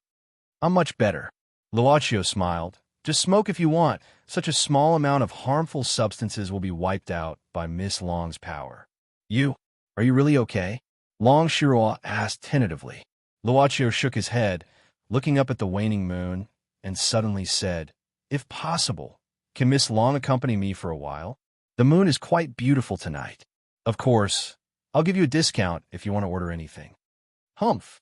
Do you think I'm like you? Long Shiro snorted. Profiteer, profiteer. Rogue, why should I accompany you just because you want me to? But she didn't leave. Luochio smiled, and then looked at the moon. Long Shiro stared at the moon and felt uncomfortable. Several times she wanted to say something, but no words came out. The atmosphere was so quiet that she didn't know what to do. Don't you have a maid following you around? Finally, Kelowna Shinryu-sama couldn't help but ask, Why don't you let her accompany you? Because Miss Long just happened to appear at this time. Luochio sighed. Previously, I just wanted to be alone. Long Shiro looked at him and took 2 steps forward. What? Don't tell me you had a fight? Maybe it's a good thing to have a fight. Luochio didn't understand. What are you talking about? Long Shiro muttered, and then rolled her eyes. Tell me, what's the matter this time? Although you're not much, you don't look like someone who would get angry for no reason, right? Luochio looked at Long Shiro and didn't say anything for a long time. What are you looking at? Luochio smiled. Miss Long, have you seen the entire world? Huh?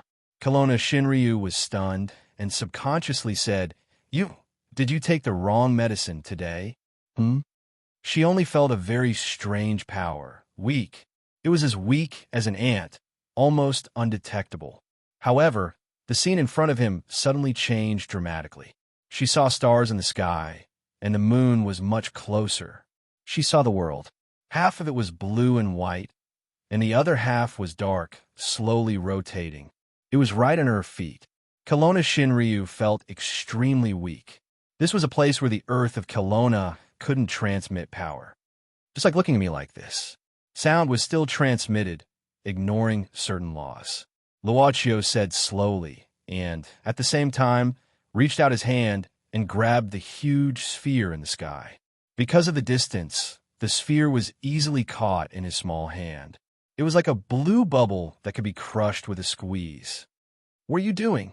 Long Shiro was shocked. After a while, Luochio put down his hand and turned to Long Shiro and said softly, Nothing. There's something I value in here. How can I bear to destroy it now? Let me down. Kelowna Shinryu roared.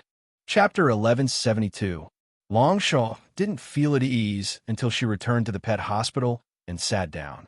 She was once again closely connected with the earth. She still felt her legs were a little soft. Long Shiro leaned her head on the chair, and the tilted back of the chair led her to look at the yellowish ceiling above her head. Because I want Miss Long to become more beautiful. I don't want to do anything. There's something I value in it. How can I destroy it now? Suddenly, Mr. Shinryu patted his cheeks with both hands and stood up. Damn. What's going on? Is he possessed by evil? If the Shinryu of Kelowna could be possessed by evil, then there would be nothing between the Taoist and monster realm. Sister Long. Sister Long. At this time, Luo Dance pushed open the door and came in. The little butterfly monster, wearing an apron and holding a feather duster, saw her sister Long's face was a little red. She tilted her head and asked, What's wrong with you? Do you feel uncomfortable? What's the matter? Long Shiro coughed slightly. Oh, Luo Dance said, Sister Long, have you found a reason for the sudden blackout? It was so scary just now. Sort of. Long Shiro sat down again and pinched her eyebrows. If she opened the chatting software on the phone, it would explode. She felt that her body was hollowed out at the thought of logging in and leaving a message. If there was an official Kelowna supernatural being, Then her words were basically equivalent to an official explanation. What's the reason? You're too young to understand it. Long Shural wanted to send this stupid butterfly away. So, she answered casually, it's all right now. You can continue to clean up, especially the consultation room. I'll see if we can reopen it in a few days. Oh, by the way, there's one more thing. Luo Dan said, I just received a call from Xiaofei, asking if you were there. He asked if he could come over. Xiaofei? Long Shural frowned subconsciously. She and Luo Dance came back first. Mo Xiaofei should be back by now. But what Long Shural didn't expect was that Mo Xiaofei didn't only come back with Zhuefeng this time. He also brought Zixing, the young master of the Greedy Wolf clan, and several of her followers. From Mo Xiaofei, Long Shural knew that the Greedy clan had found out about Zhuefeng's identity. Long Shural had no choice but to meet Zixing, the young master of the Greedy Wolf clan, alone in the room. Cut the formalities. I don't like those complicated formalities. Just say what you want to say. Lord Long, when we were about to arrive, we suddenly felt a terrifying aura. It was indescribable. May I ask Lord Long, what's the reason? So, it's because of this. Long Shural muttered in her heart, and then made up some nonsense.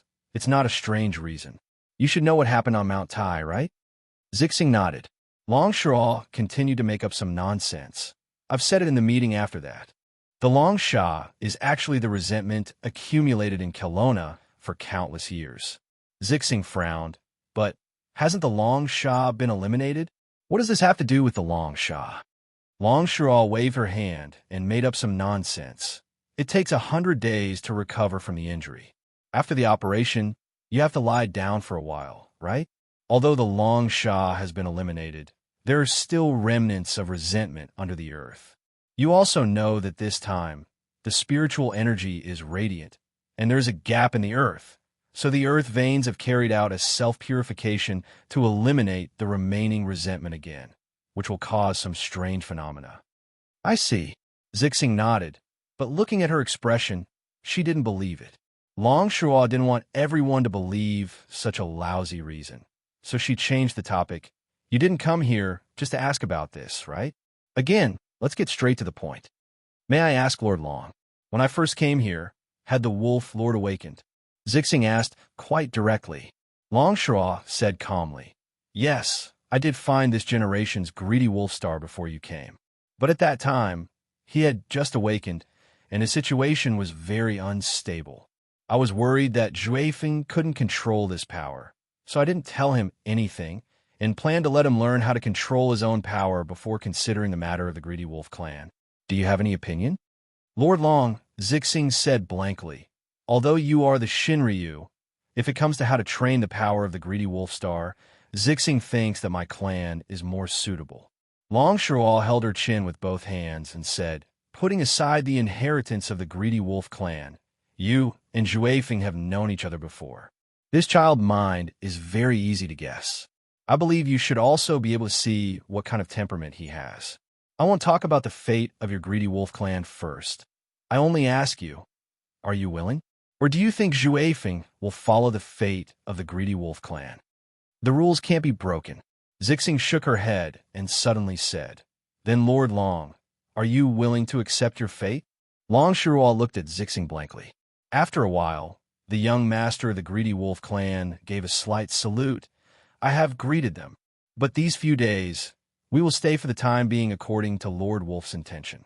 If Lord Long has any orders, you can find someone to inform the Four Seasons Hotel. Then, Zixing will take her leave.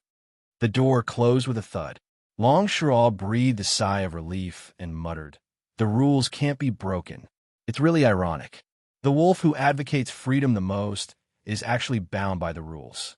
But I'm not qualified to criticize others. While she was sighing, Mo Xiaofei also came to Long Shural after Zixing. The master and disciple met and exchanged a few words. Mo Xiaofei then came to ask about the blackout. Long Shural sent another wave of lousy excuses. Unlike Zixing, Mo Xiaofei believed it. Seeing that Mo Xiaofei believed it, Kelowna's Shinryu braced himself and sent a wave of messages on the chat software. He found that everyone had stopped spamming and looked enlightened. Then they collectively went offline and did their own things. Is there anything else? Long Shuo looked up at Mo Xiaofei. Seeing that he seemed to have something to say, she asked curiously, Master, is Xuefeng really going to the plateau, the residence of the Greedy Wolf clan? Mo Xiaofei asked seriously. Long Shuo thought for a while and said, the Greedy Wolf clan has its own inheritance, or an irresistible fate. Even if Xuefeng doesn't want to go now, one day he will go himself. Every generation of Greedy Wolf can't escape. You should still remember the words I told you about Xuefeng. Then, Mo Xiaofei nodded and said with a serious face, if this is the case, then I want to accompany Xuefeng. At least, I can watch him. Long Shuo looked at Mo Xiaofei up and down and suddenly said, use your strongest psychokinesis to attack me. Master, just do what I ask you to do. Why are you so troublesome? Excuse me. Mo Xiaofei nodded, then took a deep breath and concentrated all his mind. His strongest psychokinesis could manipulate gravity. This was the ability he comprehended in Yan Wuyue's world. Everything in the room was pressed down by a strong pressure in an instant. But at the same time, there was also a strong force contending against it. Mo Xiaofei kept pressing down while Long Shuo kept lifting up. The two forces maintained a balance, so the room was not damaged at all. But Mo Xiaofei's face gradually turned red while Long Shuo looked calm. This contest lasted for more than 10 minutes. Mo Xiaofei took a deep breath and the gravity suddenly disappeared. Long Shuo also waved her hand to remove her true dragon's power. She looked at Mo Xiaofei and frowned. Who did you meet on your trip to Mount Tai? Or what did you encounter? Master, Mo Xiaofei was startled. His face suddenly became unnatural. Your strength has increased by at least 5 times since I saw you last year. Long Shuo frowned. This speed is too fast. I'm afraid your body can't adapt to it. Furthermore, I can faintly sense a somewhat familiar energy from your body.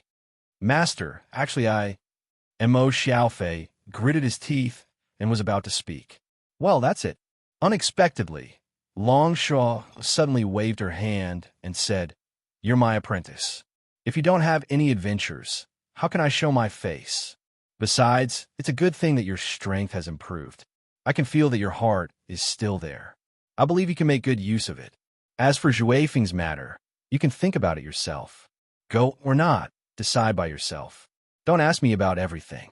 Then I'll go home first. Mo Xiaofei nodded. Go ahead. You've been away from home for so long. Your parents must be worried. Long Shuo waved her hand. After Mo Xiaofei went out, Long Shuo lowered the blinds on the window, watching his back disappear in the street. I felt something was wrong the last time we met. This time, why is the Emperor's sword with him? Long Shuo suddenly smiled bitterly. The Emperor's sword and the contemporary Greedy Wolf star met. Isn't it chaotic enough? Is it the scheme of that damn profiteer again? Kelowna's Shinryu scratched his head, taking out a cigarette box and lighting it skillfully. What's wrong with smoking? But after taking a puff, she strangely pinched it. She rushed out at once. Agile, don't clean the house. I'm hungry. Make me something to eat. I won't watch TV series. I want a holiday. I won't go out these days. I won't see anyone. Don't let anyone in. It was bustling with activity. The public car of the criminal police brigade in the city went out and then came in. It seemed to be very busy. This was not a good thing for Ma Haud. The frequency of the car going out proved that many crimes were taking place in this city. Perhaps every policeman hoped that they could become moldy. At least it meant that it was peaceful outside. After parking the car in the parking lot, Sir Ma, who had a second child at an old age, seemed to have put on weight again. At this moment, Sir Ma, who was drinking soy milk and holding a newspaper, struggled to get out of the car. But it was probably because he was too fat. Officer Ma found that this movement was extremely difficult. Finally, he succeeded, but unfortunately, the soy milk was spilled on the ground, and at the same time, it also stained his pants. Well, isn't this too unlucky? Sir Ma couldn't help but curse his bad luck, wiping his pants inelegantly. At this moment, another car slowly drove in and stopped beside Sir Ma. The car window slowly rolled down, and a well-dressed man in his 40s poked his head out, smiling slightly. "Sir Ma, long time no see. Are you okay?" "Oh, it's you, Gawain." Hoda was stunned at first, then quickly said, "Bad luck, bad luck. Alas, it seems that I really need to control my diet." The man got out of the car, holding a briefcase. "This kind of stain is not easy to wash. I know a good laundry. I'll write down the address for you later. Okay?" "Of course," Sir Ma said happily. "My wife gave me this pair of pants. I'll probably be beaten to death if they get dirty." The man, Gawain, smiled. "By the way, I heard that your wife is pregnant. Well done, Sir Ma. You're still vigorous despite your age. Congratulations, congratulations." This was basically what Sir Ma had been hearing recently, and even some of his close friends had called to congratulate him. Basically, he had been smiling like a pig recently. Ma Hao asked curiously, "By the way, what brings you here?" "Oh, nothing. I'm just cooperating with the Bureau's work," Gawain said casually. "There's a prisoner in the second team who wants to do a profile, so their captain asked me to come here." "Oh, I see. Then I'll leave you to it." Sir Ma nodded. "I won't walk you out. You're familiar with me anyway. I'm going to find a place to change my pants first. After all, I still need to pay attention to my image." "Okay, I'll hang up then. I have to go back to class in the afternoon." Gawain smiled, patting Ma Hao's shoulder, and left with his briefcase. He stood there and looked around before leaving. "Sir Ma, who's this guy? He looks a little familiar." Lin Feng appeared behind Ma Hao with a bag of steamed buns and asked curiously. Ma Hao, who was startled, glared at him and said, "His name is Gawain. He's now a lecturer in criminal psychology at the University of Political Science and Law." "Now?" Lin Feng was stunned and asked subconsciously, "What about before?" Ma Hao said, "Before, he was the captain of the second unit in our bureau and made a lot of contributions. We often worked together with the second unit, so we became familiar with each other. Later on, he retired from the bureau for some reason and transferred to become a lecturer at the university." But what?" Sir Ma looked at Gawain's back. "I always feel that there's something missing, but they don't get along well." Only Captain Luo could say a few words to him. Gawain's father-in-law is the big boss of the provincial bureau, and the big boss's son-in-law is a little different. Maybe it's because of their different identities, but I always feel like I'm chatting across servers. "Wow, Sir Ma, you even know how to chat across servers. Go to hell." Ma Hao glared at him. At this time, a team member hurriedly ran out from inside. He happened to bump into the two people who were chatting here, so he jogged over. "Sir Ma, Sir Lin, that's great. You're both here. I was in a hurry to find you." The team member panted. "What happened?" Ma Hao frowned. Chapter 1173. The next day, Song Ying didn't receive a call from Luochio until lunchtime. After gritting her teeth at the phone for a while, Miss Song hurriedly declined Zhang Qingrui's invitation for lunch. She drove the car borrowed from the Zhang family and arrived at the park. Luochio should have arrived earlier. When Song Ying arrived, she found him looking at his cell phone. "I say, can you at least find a place where you can drink?" Song Ying looked around. Since it was noon, there were few people in the park. It was quiet, and it seemed to be okay to talk about things. However, even though she complained, she still sat on the bench. "What are you looking at?" "There was a blackout last night, so I read what the internet said," Luochio said casually and turned off his cell phone. "Let's continue the topic from last night." "Have you digested it?" Song Ying asked cautiously. "Thank you for your concern. Who cares about you?" Song Ying snorted. "If Grandpa didn't ask me to take good care of you, I wouldn't have come. How dare you kick me out of the house?" "Eat. You should be hungry." Luochio smiled and picked up a small paper bag beside him. It was hot and fragrant. Of course it was food. "What's this?" Song Ying took it and asked curiously. "Egg boy," Luochio said softly. "There was a cart selling it. I thought you didn't eat anything, so I bought some. Don't you like sweet things?" "It tastes good." Song Ying took a bite, and her taste buds were conquered by the rich egg flavor and the fragrant texture. She temporarily turned Qing Ti on. "Have you found anything in your family?" Luochio suddenly asked. "What do you mean by our family and your family?" Song Ying rolled her eyes. Then she took out a tablet, opened it, and put it in Luochio's hand. The investigation was basically done by Grandpa's acquaintances here. According to the information, we've basically investigated all the people involved in the case back then. It would have been better if we didn't investigate. After investigating, we found out, Luaccio, you're really something. What kind of strong men are your father's brothers? Interpol officers, military majors, and even confidential information? Ignoring Song Ying's muttering, Luaccio quietly looked at the information on the tablet. It had to be said that the completeness of the information was quite high. Ordinary people would not be able to achieve such a degree of completeness. Although there were many deviations from what he saw last night, it included the movements of many people in the past few years. Song Ying said as she nibbled on the egg, "We've found several professional analysts to analyze it, and we've circled out a few suspects. Generally speaking, if the murderer appears in the hands of an insider, it is impossible for there not to be anything strange. There are always clues to be found." As Song Ying spoke, she reached out and swiped on the tablet. "Look at this person. His name is Zhou Yuxing. After the case was over, his gun disappeared. It was said that he accidentally lost it during the fight.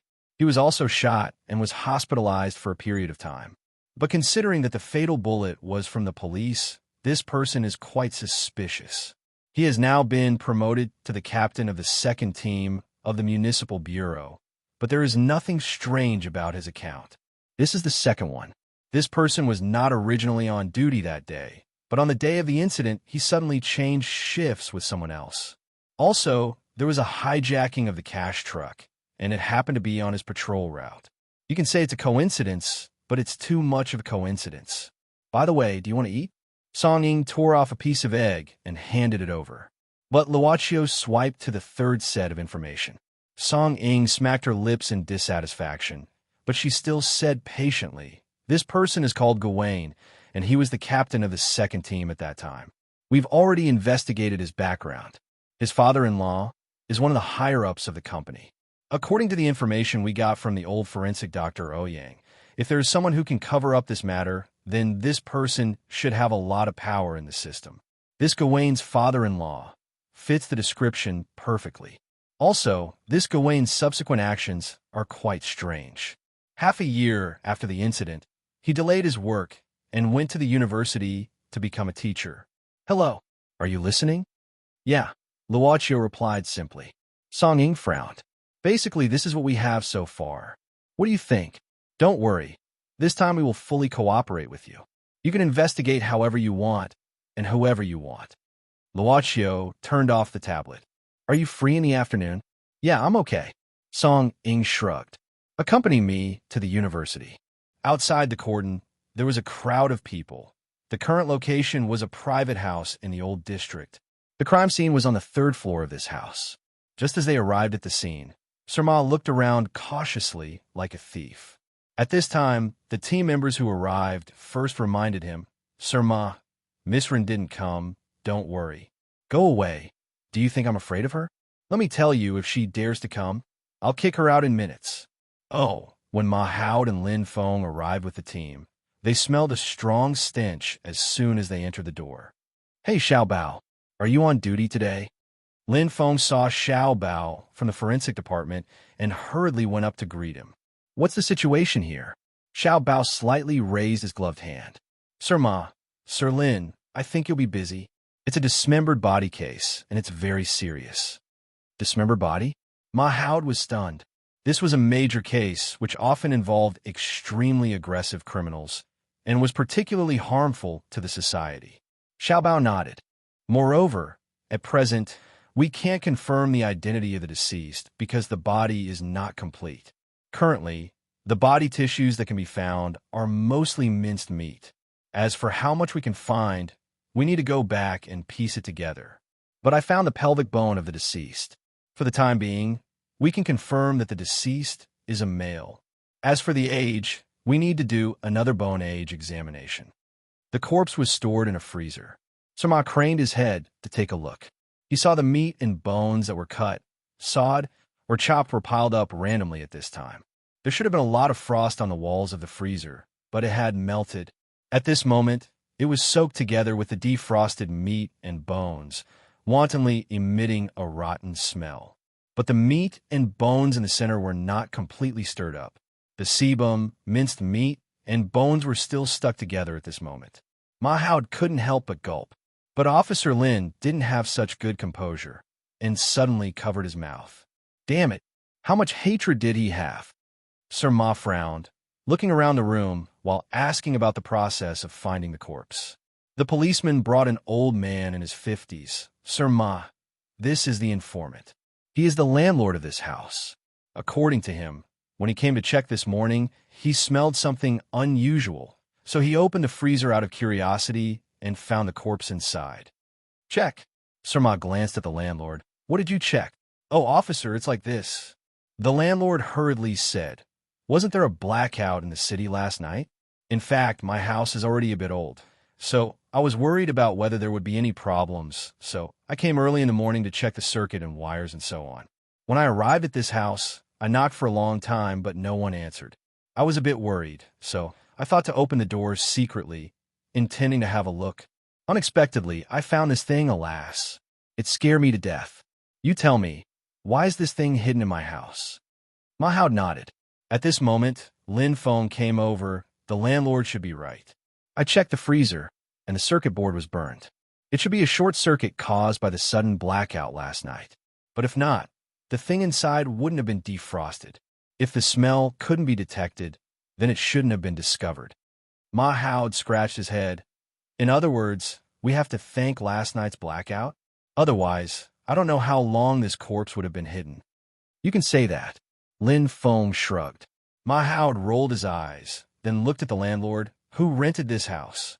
The landlord hurriedly said, oh, it's a young man. His name is Wang Liang. Where is he? Mahoud suddenly asked sharply.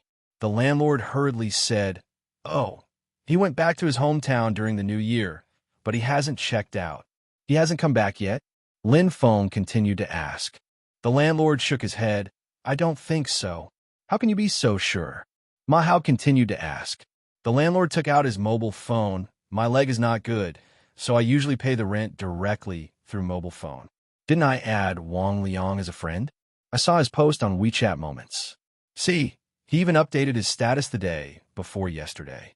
Oh, right, because I knew Wang Liang wasn't here, and I was afraid that the electrical appliances in his house would burn, so I opened the door to check. I don't have any other thoughts, officer.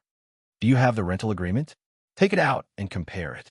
Mahoud then ordered, landlord, please go to the police station and provide all the information you know about Wang Liang and make a detailed statement. Okay. The landlord nodded honestly. Then, Sir Ma ordered Lin Feng, no matter what method you use, find this Wang Liang as soon as possible. Also, get all the surveillance footage from before the new year and check carefully to see who came in and out during this period. Since the corpse was dismembered, the murderer must have come back here to take away the pieces. Got it. Mahoud then said loudly, get some guys to check the surroundings and see if there are any clues. Inside the building, everyone started to get busy. Crimes would not disappear, but this was the first time such a big case had happened since the beginning of the year. It was even rarely seen in the past. Just like what Xiaobao said, they were probably going to be busy. However, there was no such thing as an impenetrable wall, and there would always be a leak, especially in today's society, where people could take short videos. The dismembered corpse case was spreading at an unimaginable speed. People were very curious about Tanzi. They were still talking about the blackout last night, but the dismembered corpse case immediately attracted their attention. Of course, it was only in this city. However, thinking about it, every place had something that could attract people's attention. After all, at some point in time, this era already had the taste of entertainment to death. It was the first class in the afternoon. The lecturer who was in charge of the microphone had many students fans because of his elegant appearance. Most of them were girls. When people or animals feel uneasy or fearful, they will use all means to cover themselves. This action is called masking behavior in psychology. They will cover their eyes with their hands to keep a certain distance from the things in front of them. On the projection screen, there is a picture of a baby tilting his head to avoid the milk bottle. The elegant lecturer's voice sounded slowly, just like a baby. When he is full of milk, he will tilt his head to one side to avoid the milk bottle. At this time, the picture on the projection changed to another one. A man was covering his mouth with both hands and raising his head. His eyes and eyebrows were full of fear. This was taken on the 11th of September in America. Because he was afraid of the tragedy in front of him, he chose this way to protect himself. The elegant lecturer changed the picture again. This time, it was a bloody picture of a throat being slit. Instantly, many girls and even some boys subconsciously covered their faces with both hands. Yes, just like what you're doing now. Unknowingly, the elegant lecturer had been on the stage for a long time.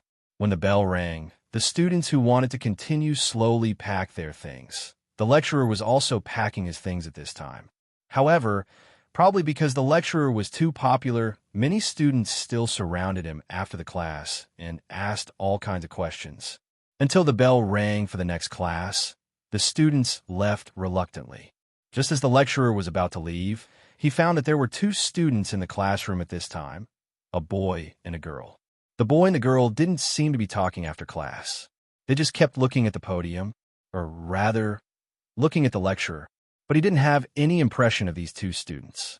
These two students, do you have any questions? The girl glanced at the boy next to her.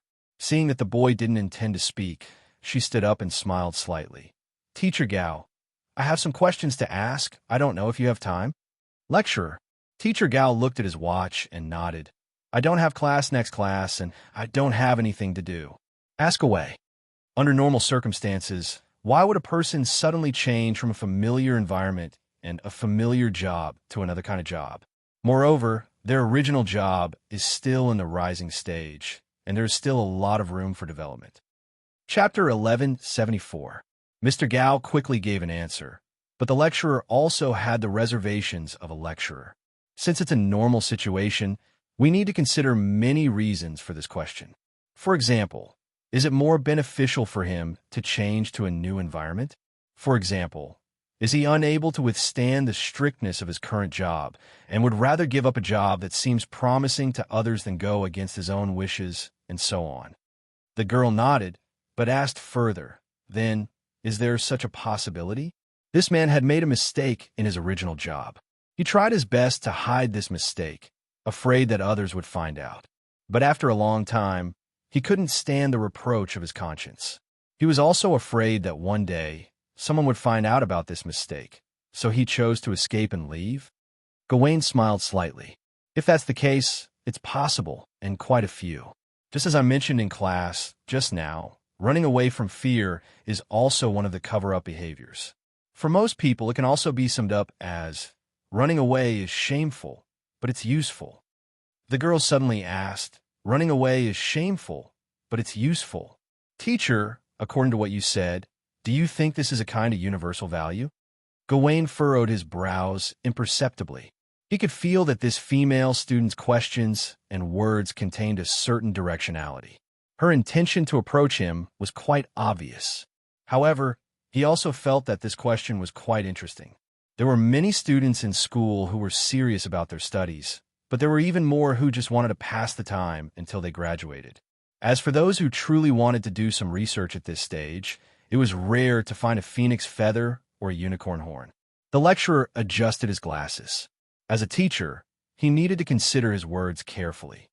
Not everyone has the ability to think in accordance with their own ideas. We often think much more than what we do, and the things we do are often more complicated than what we think.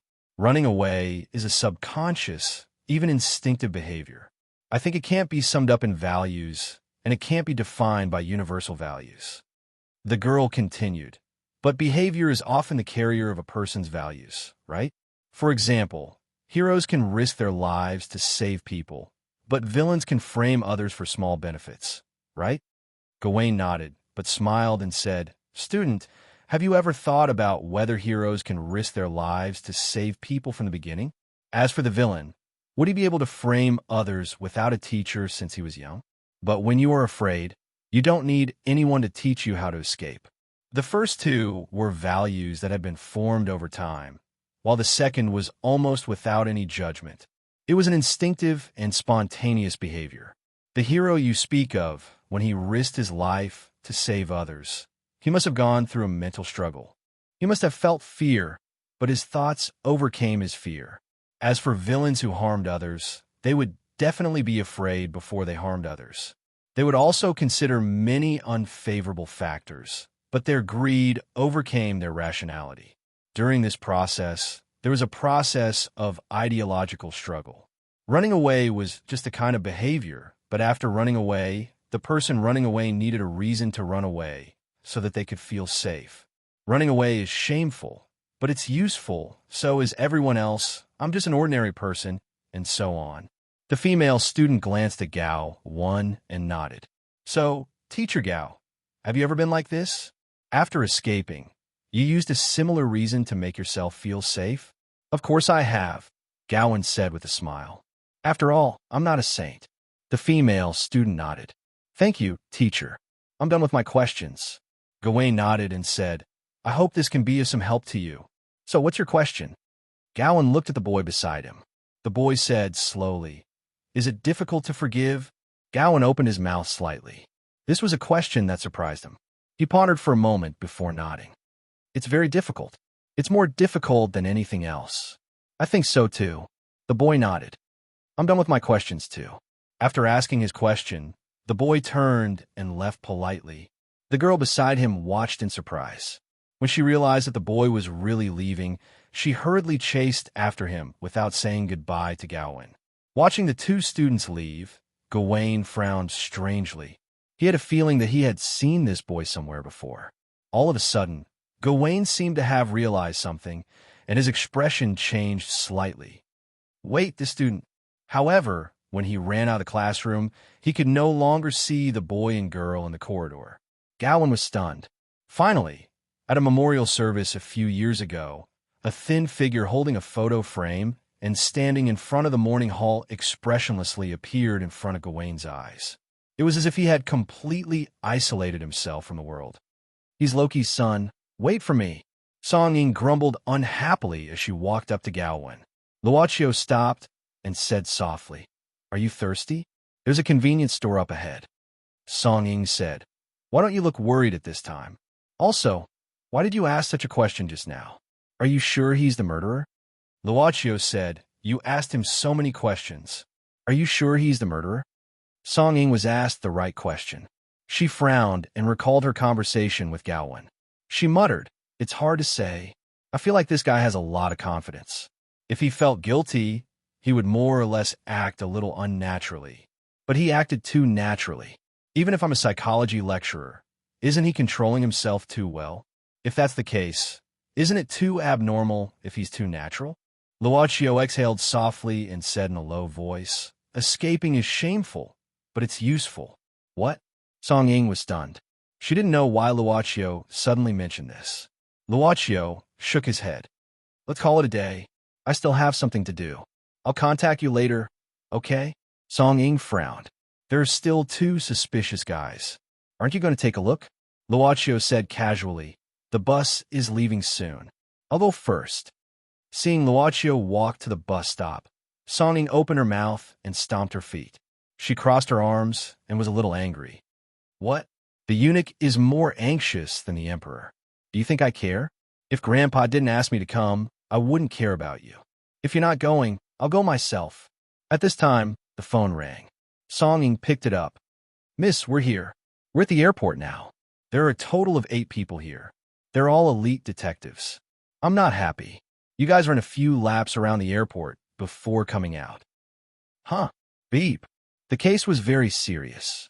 Since the discovery of the body, the Bureau had organized a meeting and set up a case handling team in less than 3 hours. Because the case was so serious and had a serious social impact, the leaders had ordered that the case must be solved in a short time.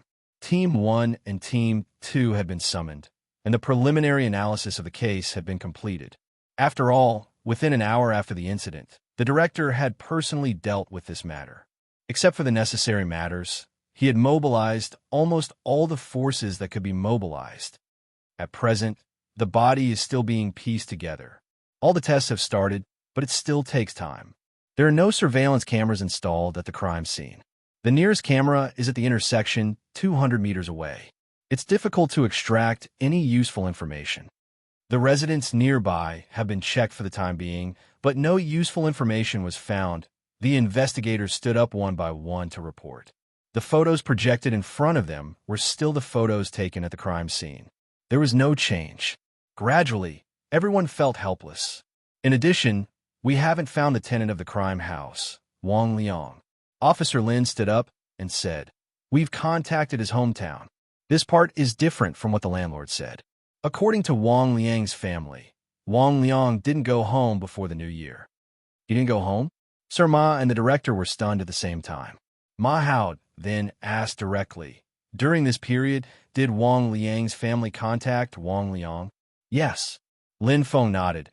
According to Wang Liang's father, 2 days ago, Wang Liang talked to him on the phone.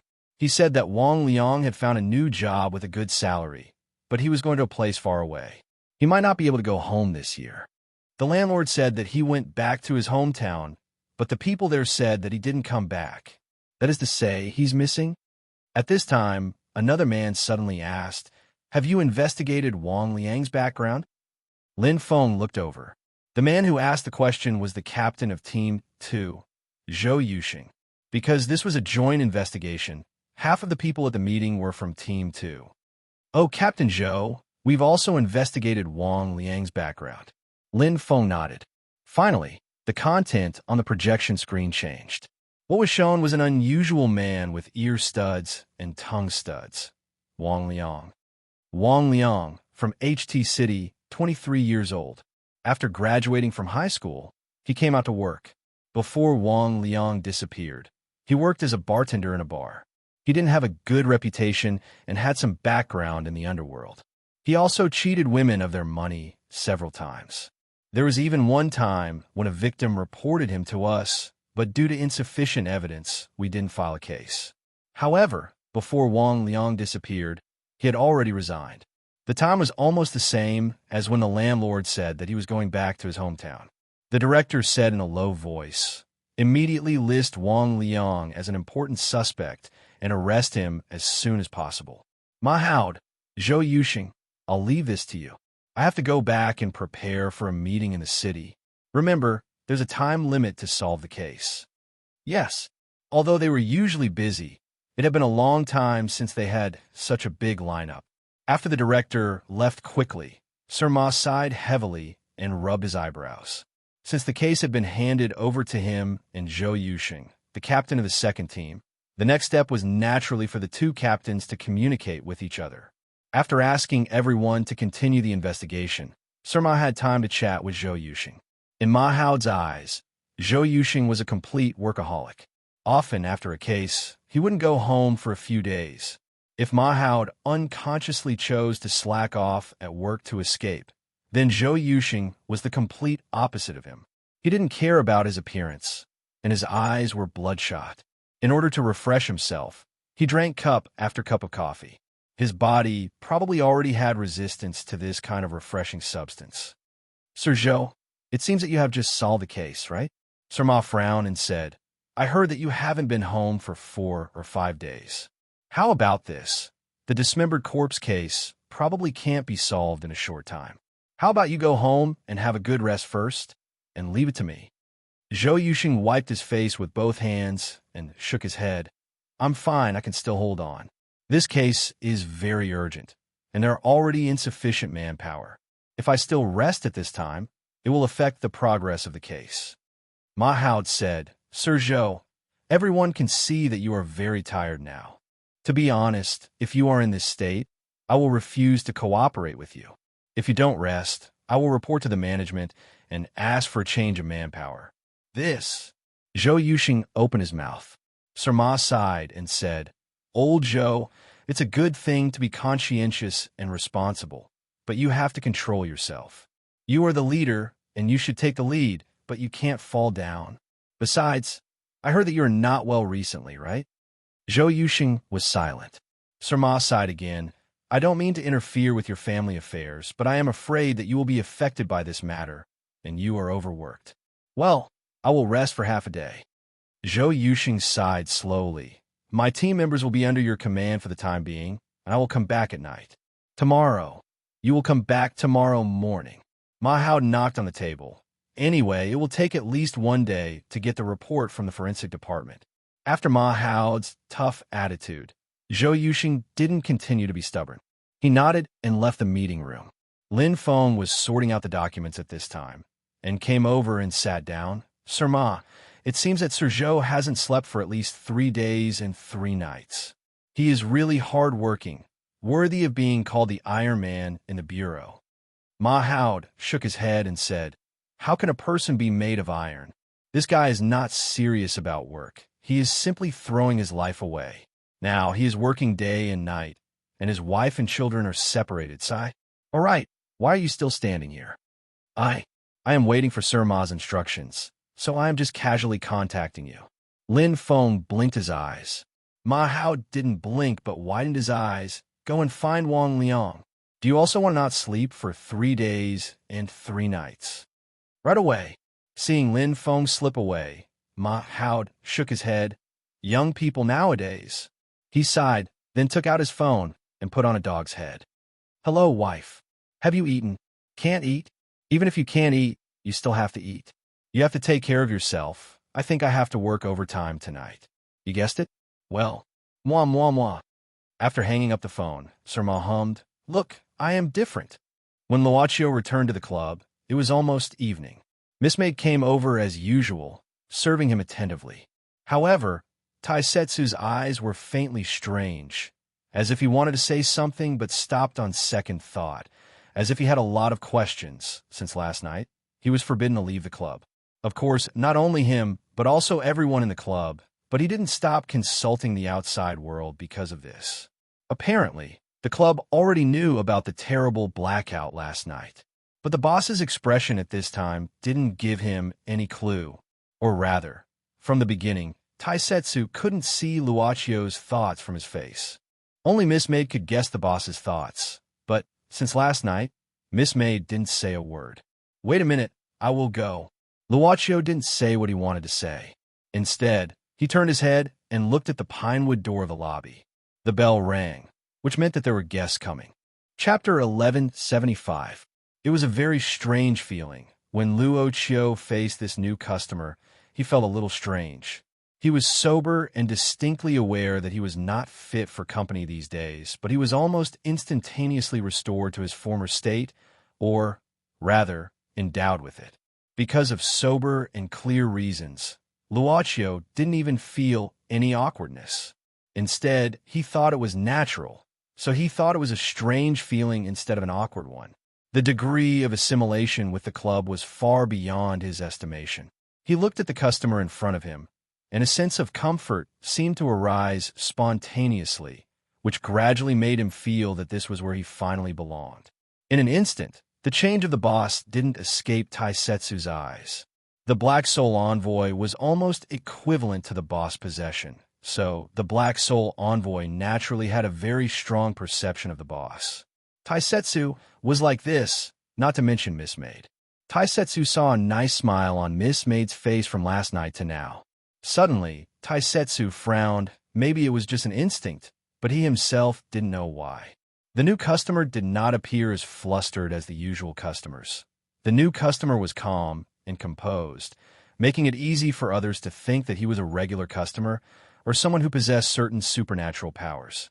But in fact, the new customer was just an ordinary person. He didn't have any extraordinary power and was definitely not a regular customer. It could only be said that he had a cold temperament. Gray eyes. Boss Luo looked at his eyes, which were black like ordinary people's, but he thought of gray. It was the kind of gray that was forcefully mixed by squeezing a lot of white pigment on black pigment.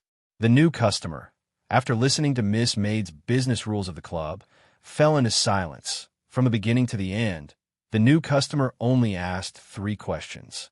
Where am I? Why am I here? Who are you? Mr. Chun Mingming, do you have any doubts? The boss spoke first. The new customer's name was Chun Mingming, but he didn't introduce himself. The boss directly called out his name. Chun Mingming just glanced at him unexpectedly. He relaxed himself, and from now on, began to look at everything around. There were all kinds of strange things on the display shelf. Behind the counter, not far away, there was a variety of wine and an old gramophone and a clock in the corner. "Do you know why I'm calling me?" He suddenly looked at the boss, expressionless, and his lips moved slightly, as if his face was divided into two parts. The upper part was static, and the lower part was dynamic. Luocio slightly shook his head, because he knew that Chun Mingming might like him to say it out. "When they gave me this name, they wanted me to be clear." Chun Mingming raised his hands and placed them on the table. "One should be clear about what is right and wrong. One should be clear about what is right and wrong." "Them?" the boss suddenly asked. "Apart from them, who else has the right to name a child?" Chun Mingming indifferently said. Boss Luo nodded. Back to the topic, Boss Luo slightly smiled. "Then, customer, you already know the rules. Have you thought about what you want to buy?" "Gun. Give me a gun." Chun Mingming seemed to know what he wanted, a gun that can kill anyone. His request made Taisetsu quite moved, but in this transaction, the Black Soul Envoy was not qualified to speak, because this was not a task to find a customer, and the customer had already come to the boss, which was equivalent to the last step. Boss Luo suddenly changed his sitting position, putting his hands together on his legs. Looking at the collar of Chun Mingming's clothes, there was a small exposed tattoo pattern, but the exposed part was too little, and under normal circumstances, it was difficult to know what the complete pattern was. "Mr. Chun, is there someone you want to kill?" the boss asked softly after a while. Chun Mingming shook his head. His eyes were still gray. "No, I just thought that if there's a time, I can immediately have such a method." Boss Luo nodded. "Mr. Chun, there's a prerequisite for selling anything here. We need at least something of equivalent value. For us, Mr. Chin's own ability and all, you are only in the category of an ordinary person. But, as you can see, the existence of this place means that there is an extraordinary existence. We can give you a gun that can kill anyone, but Mr. Chun can't afford the price of this gun." "That's normal." Chun Mingming was not disappointed. Instead, he felt that it was very reasonable and nodded. "How about this, a gun that can kill anyone I have the ability to kill? In theory, under certain circumstances, an ordinary person can also kill an extraordinary person." Boss Luo slightly smiled. "Mr. Chin's definition is a bit too broad." Chun Mingming was silent for a moment and was about to speak again. But Boss Luo suddenly said, "Mr. Chun, I can recommend you a gun that should meet your needs." As he spoke, the boss opened his palm, and a silver pistol, starting from the handle, slowly materialized. The silver was only its luster when it was formed, but when it was completely formed, it became dull. Boss Luo put the silver pistol on the table and slowly said, "This gun is not considered complete yet. It still needs to be infused with your soul to be considered complete. Also, it can't use ordinary bullets. It can only use bullets that you made with your own life, Mr. Chun." "My life is a bullet?" Chun Mingming seemed to be a little moved. Boss Luo indifferently said, "We know that if you really want to kill someone, and I'm talking about the situation where the individual's strength is not too different, as long as you are willing to put in the effort and spend the time, you can always find an opportunity. Mr. Chun, would you deny this saying?" Chun Mingming slightly shook his head. "Then, use your time as a bullet to kill the person you said you have the ability to kill. How do you determine how much time my bullet needs? When you need to use the bullet, this gun will naturally tell you. How much? Mr. Chun, when you can no longer inject bullets into this gun, we will take back this gun. And at the same time, we will take back your soul. What do you think? You will die when the bullet runs out." Boss Luo slightly smiled. "In theory, as long as Mr. Chun doesn't shoot the first bullet, your life will naturally come to an end." After a long time, under the gaze of the boss and the servant girl, Chun Mingming slowly picked up the silver pistol on the table. Until he left Boss Luo, Chun Mingming didn't say a word. At this time, Taisetsu frowned, walked to Luocio's side, and couldn't help but say, "Boss, this guy seems very dangerous. You gave this gun to him. Aren't you afraid that he will act recklessly?" "We sell whatever the customer wants to buy," Luocio indifferently said. "Isn't it always like this?" Taisetsu opened his mouth, but didn't say anything in the end. He just nodded and slowly stepped back. Since the owner Luaccio didn't think there was any problem, he naturally had no right to refute the boss Luaccio. The owner's will couldn't be disobeyed. This was engraved in the deepest part of him when he became a black soul. Yugi began to clean up the table.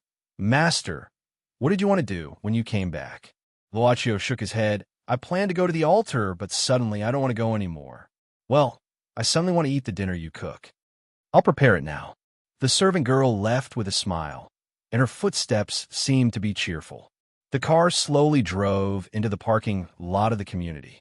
After parking the car, Zhou Yuxing didn't get off immediately, but sat in the car alone. After adjusting the seat, he lay on the driver's seat and closed his eyes. The engine didn't turn off. About half an hour later, Zhou Yuxing got off the car. He suddenly remembered Ma Hao's words and began to sniff his clothes. There was indeed a bad smell. How long had it been since he took a shower? Officer Zhou, you're back? In the underground parking lot, a middle-aged man just came out of the elevator. It seemed that he was going to drive out. He was probably Zhou Yuxing's neighbor. Otherwise, he wouldn't greet him so warmly. Yes, Zhou Yuxing nodded. Although he remembered his neighbor's name, appearance, and what they had talked about in the past, Zhou Yuxing was not used to the other party's warm greeting. He quickly got away from the neighbor's greeting, walked all the way to his home, and opened the door.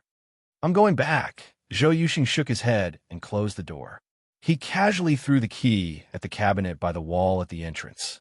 Without changing his shoes, he walked straight to the living room and sat on the sofa. Perhaps it's because I haven't been back for too long. The moment he sat down, some dust suddenly rose from the fabric sofa. He casually turned on the TV, which happened to be the evening news. Now, we have a special news report. This morning, in a self-built house on Longhua Road in our city, a shocking murder case happened. Zhou Yuxing didn't listen to it and turned off the TV.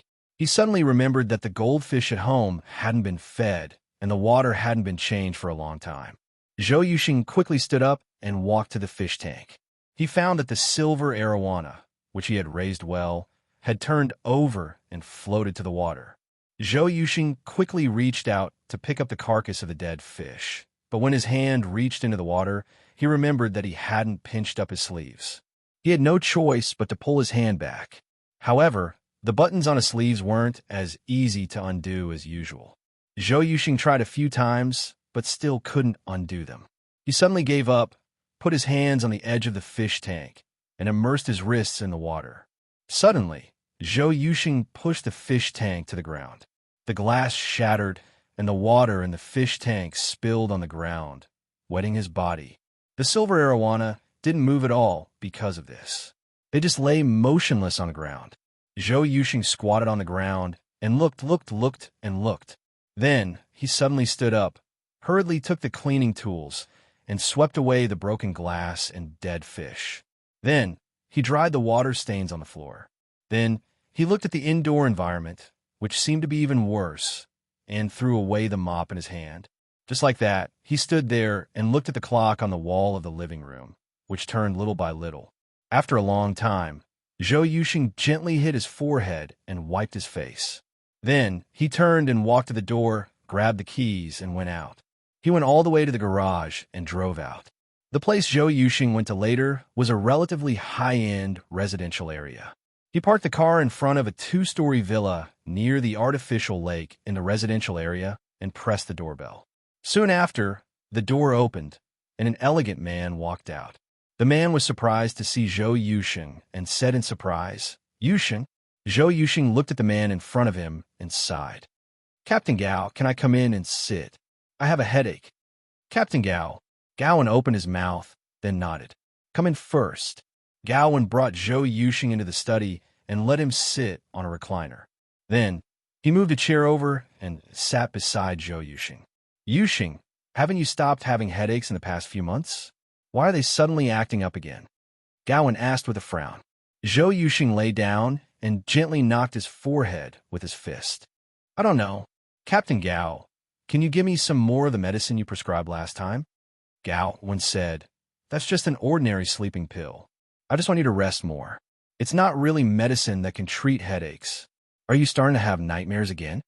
Zhou Yuxing shook his head. No, Gawain said. Then I think you're just too tired. When I saw you this morning, I felt like you were about to collapse from exhaustion. Yuxing, what you need isn't medicine, nor is it my treatment. You just need rest. Zhou Yuxing smiled bitterly and said, Today, I almost quarreled with Ma Haod. He told me to go home and rest. Go home. He went home to rest, but I went home to suffer. How boring. Gawain patted Zhou Yuxing on the shoulder. As for the medicine, I don't recommend you continue to take it. However, if it's wine, it's okay. Drinking some red wine will help you sleep. Coincidentally, someone gave me a bottle of good red wine. My wife isn't at home these 2 days. Since you have nothing to do, why don't you have a few drinks with me? Sure. Zhou Yuxing's tense face relaxed a little. Seeing that Gawain had started to open a bottle of red wine to sober up at the small bar in the study, Zhou Yuxing suddenly asked, "Oh right, how has Ming Ming been recently? If you care about your son, why don't you go and take a look yourself?" Gawain shook his head. I'm just his teacher, not his father. Chapter 1176. When Zhou Yuxing woke up, he had a splitting headache. However, this wasn't the headache he had always had. Instead, the headache after a hangover made him feel relaxed. Gawain was not here, but he left a note. I'm going to school. There's breakfast downstairs. You can eat it yourself. Also, I've prepared a change of clothes for you. Take a shower when you have time. You really stink. Remember to close the door when you go out. Gawain. Zhou Yuxing smiled subconsciously. Zhou Yuxing did not know if it was because he had slept too much, but he felt much better now. He looked around, hesitated, and began to look for something in Gawain's study. After a while, he found a small bottle under a drawer of a bookcase. Zhou Yuxing stuffed the bottle into his clothes, but after thinking for a while, he unscrewed the bottle and poured out some pills. He wrapped them in a tissue and put the bottle back. He went downstairs, took a shower, and ate something. Then he left the house. He drove straight to the police station. There was no need to go back to his own home. Gawain's class was still the class with the most students. In a relatively serious place like the University of Political Science and Law, there were not many who could have such a celebrity effect. At first, the students did not know about Teacher Gawain's past. Later, the fact that Gawain was once the captain of the city's second criminal police team was dug up. The students gradually became familiar with his past achievements and cases he solved. A middle-aged man with a high level of knowledge and a lot of experience, who was not an armchair strategist and was very charming, could easily stimulate the feelings of the young girls. Of course, Gawain was honestly married, and there had never been any negative news about him. In Gawain's class, one could hear many practical cases, most of which were cases he had solved in the past. In the class, the students listened attentively, but Gawain could not concentrate completely no matter how hard he tried. He saw the last boy who had asked him the question yesterday, sitting at the back of the classroom. He was alone and had a calm expression on his face. This made it difficult for Gawain to fully concentrate. However, his strong professional skills allowed Gawain to finish the class as planned. The bell for the end of class rang. As usual, the students left in a hurry, but there were also quite a number of students who came forward. Among the crowd, Gawain looked towards the back of the classroom. The quiet male student was no longer in sight. Teacher Gao, what are you looking at? The students asked curiously. They realized that Teacher Gao was a little absent-minded. This was a rare situation. Gawain pondered for a moment and suddenly asked, "Just now, do any of you know what class the boy who sat at the back near the window is from?" Just now? The students were suddenly stunned and seemed to have fallen into deep thought. Finally, a female student said slowly, "Teacher Gao, I remember that there was no one sitting in that seat just now." "No." Gawain was taken aback. "Yeah, I don't think so. Be honest." The other girl also answered with certainty at this time. "Oh." Gawain nodded. "Maybe I saw wrongly. Students, I still have something to do. Let's call it a day. You can all leave." Gawain packed up his things and left the classroom quickly under everyone's gaze. Captain Zhou. In the corridor, the busy police officers all greeted Zhou Yuxing. Of course, they left quickly after greeting him. This was completely the behavior of a subordinate meeting a superior. No one wanted to talk much. This was different from serene in the bureau. Sima was someone who could talk nonsense for half a day, no matter who it was. Zhou Yuxing thought about the dismembered corpse case and walked quickly to the location of the special task force set up by the two teams.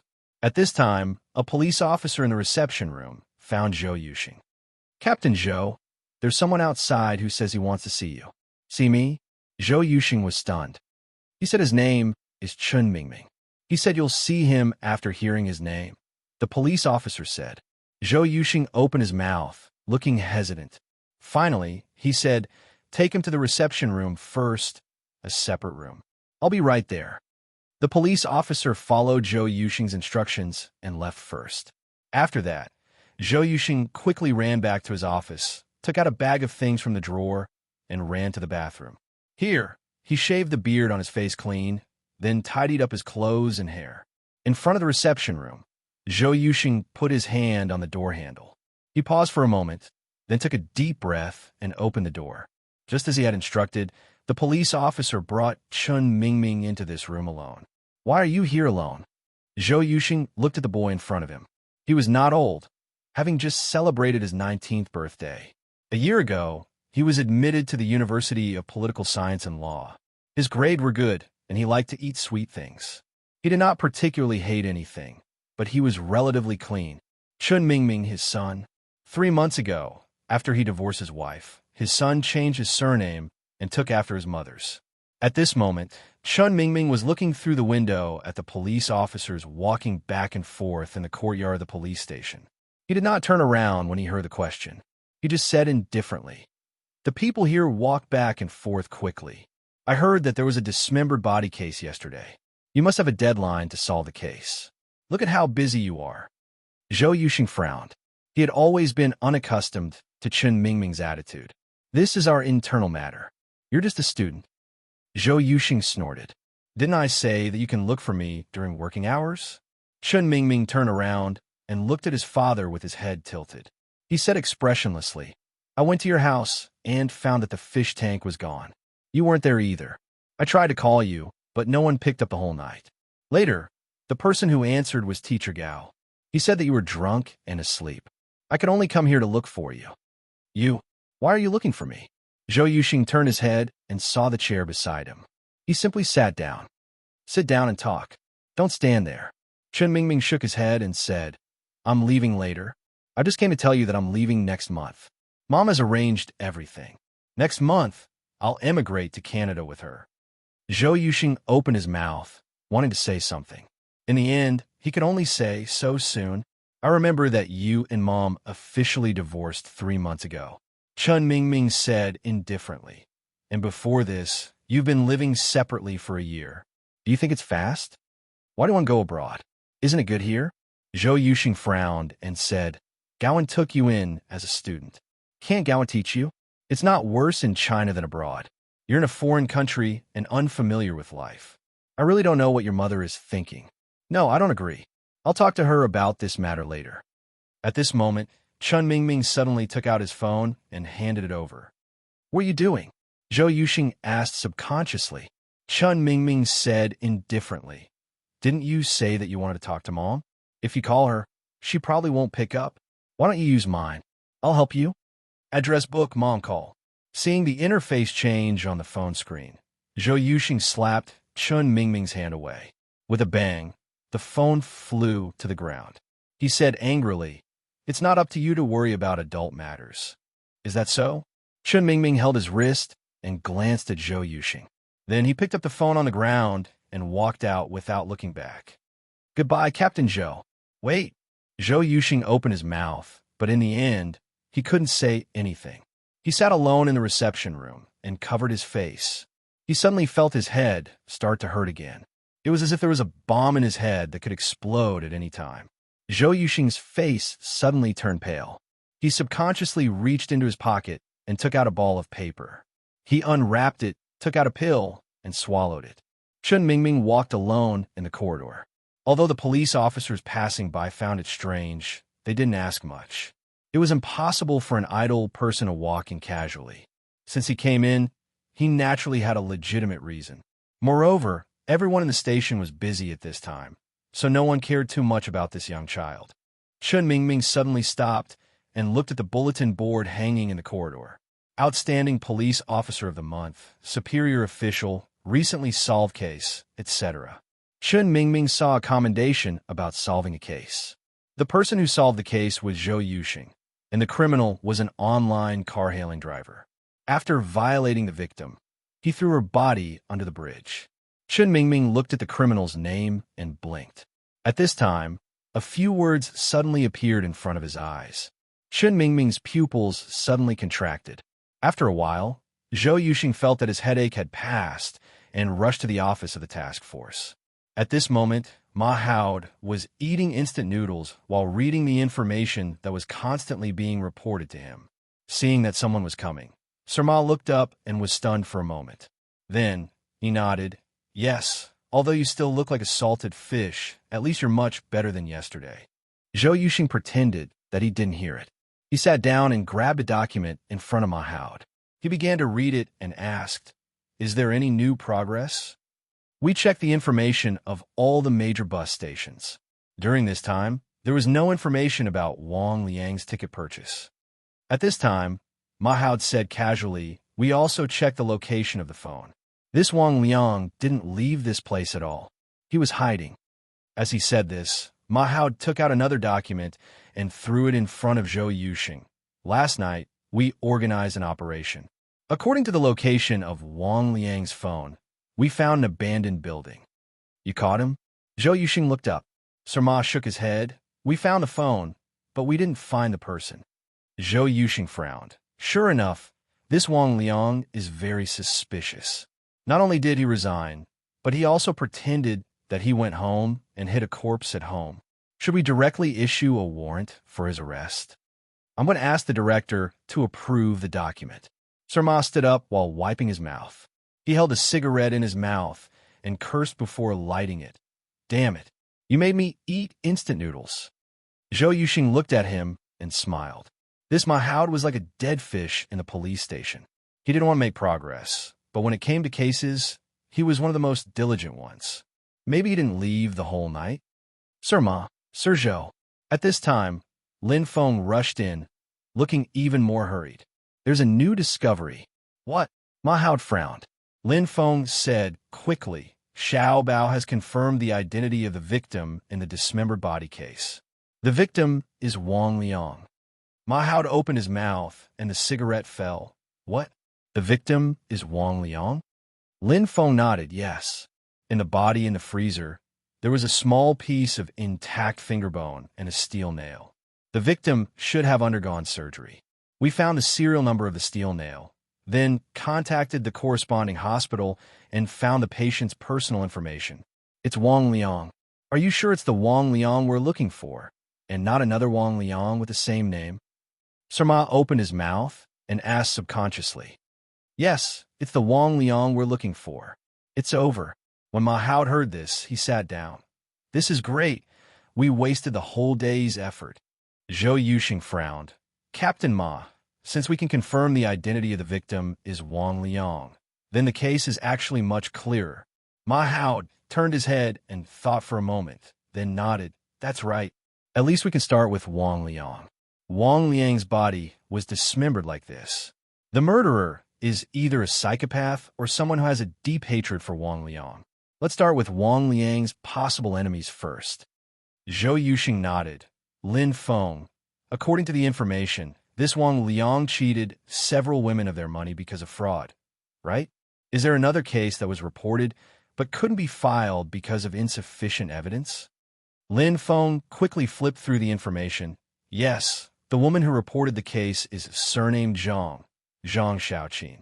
She works as a hostess in a nightclub. Investigate this Zhang Xiaoqin first." Ma Haod directly ordered. Also, not only this Zhang Xiaoqin, but also other people who had financial disputes with Wang Liang, as well as personal grudges. "Damn, we'll have to work overtime again." At this moment, "Oh no, oh no." Just as they were talking, a police officer rushed in a panic, scaring them. "Someone's dead.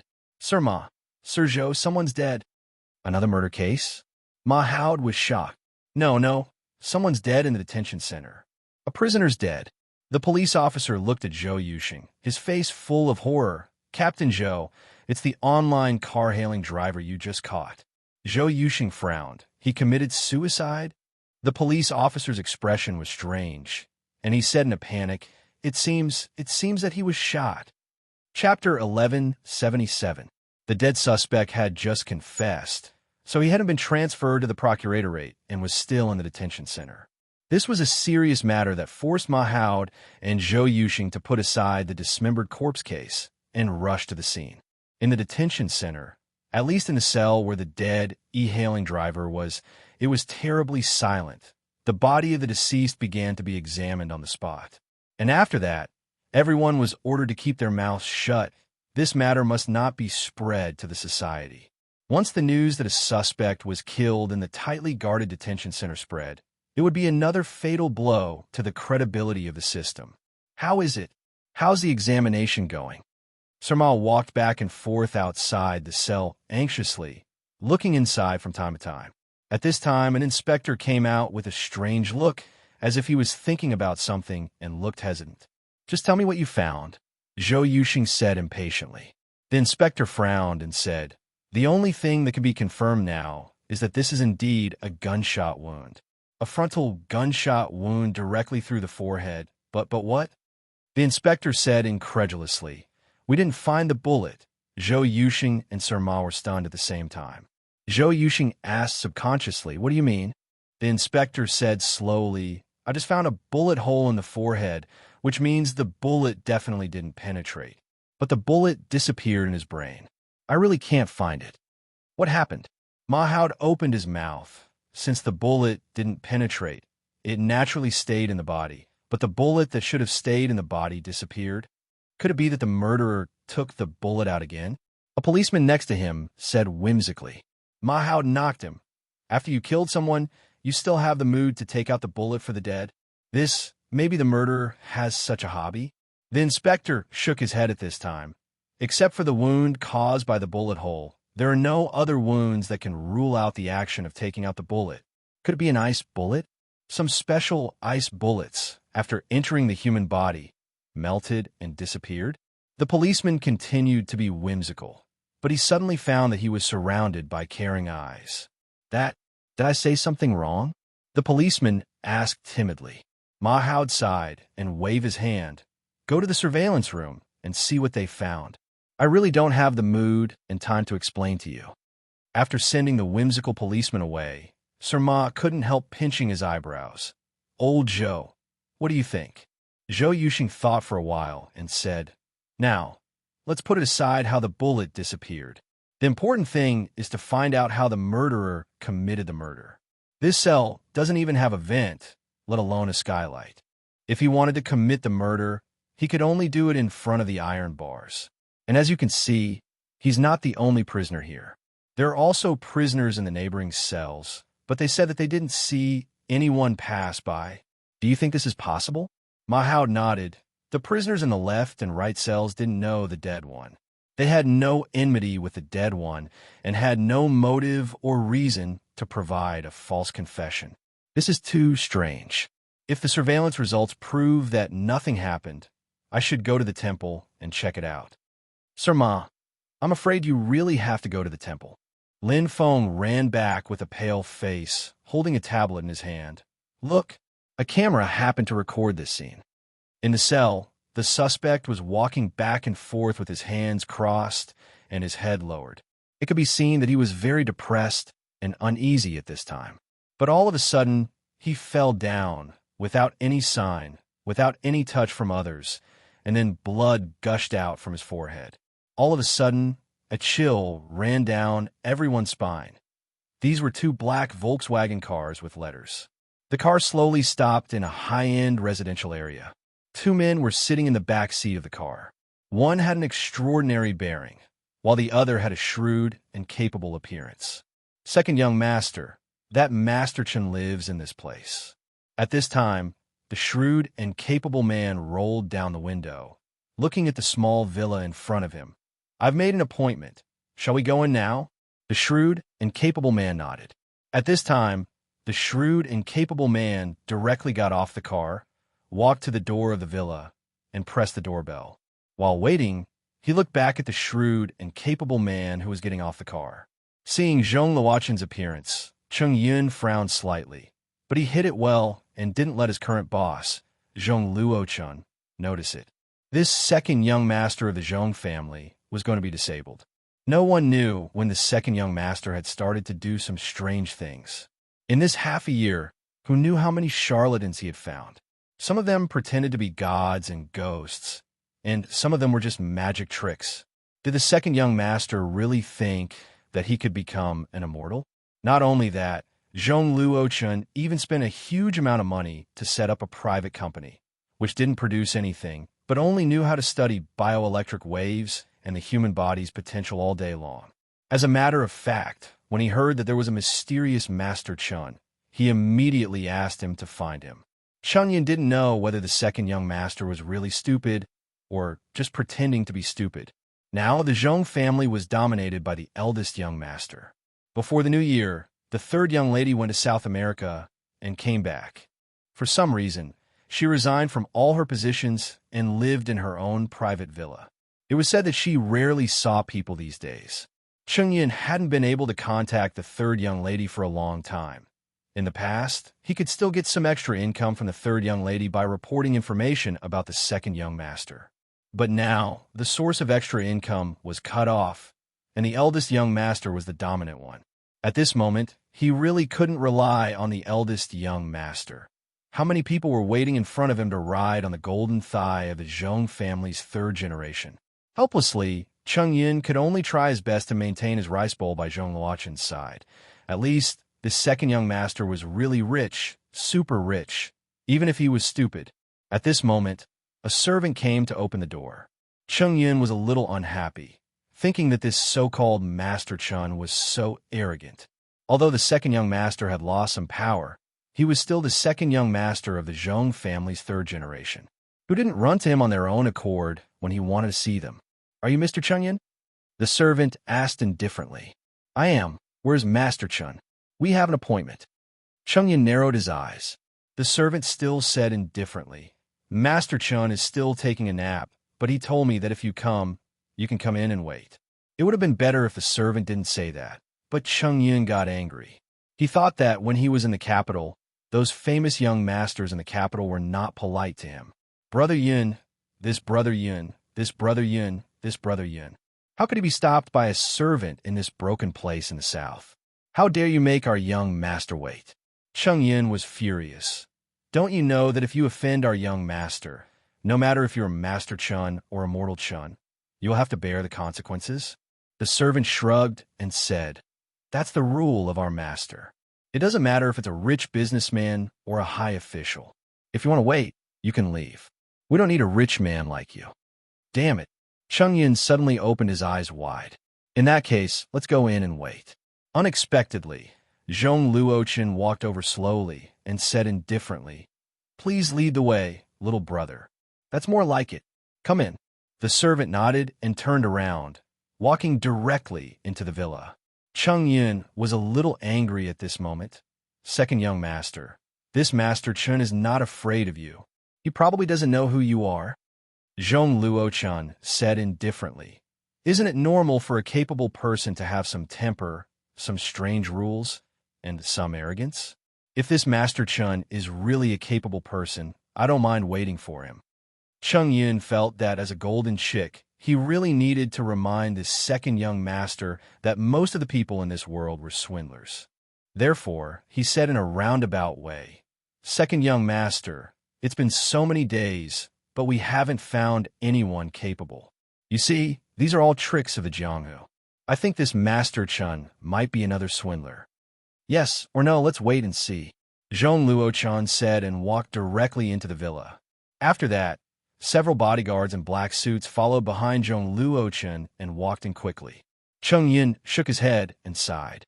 The second young master was really stupid and hopeless. Speaking of this Master Chun, he also had a lot of background. He was the personal disciple of Master Huang. This Master Huang had a lot of fame in the surrounding dozens of cities, especially in the circle of rich businessmen and some officials' wives. Fortune-telling, geomancy, geomancy array, seeking luck and avoiding misfortune. It was just that Master Huang hadn't received any guests for a long time. It was as if he had evaporated from the world. Master Huang had disappeared, but his disciple was still there. Moreover, this second Master Chun had learned a lot from Master Huang. Although his fame in the circle was not as great as Master Huang's, his reputation had gradually spread. Besides, even if he couldn't find Master Huang, it was better to find his disciple than nothing, wasn't it? Upstairs in the villa, Chun Er lifted a corner of the curtain, and in fact, he had already seen clearly what happened in front of the door.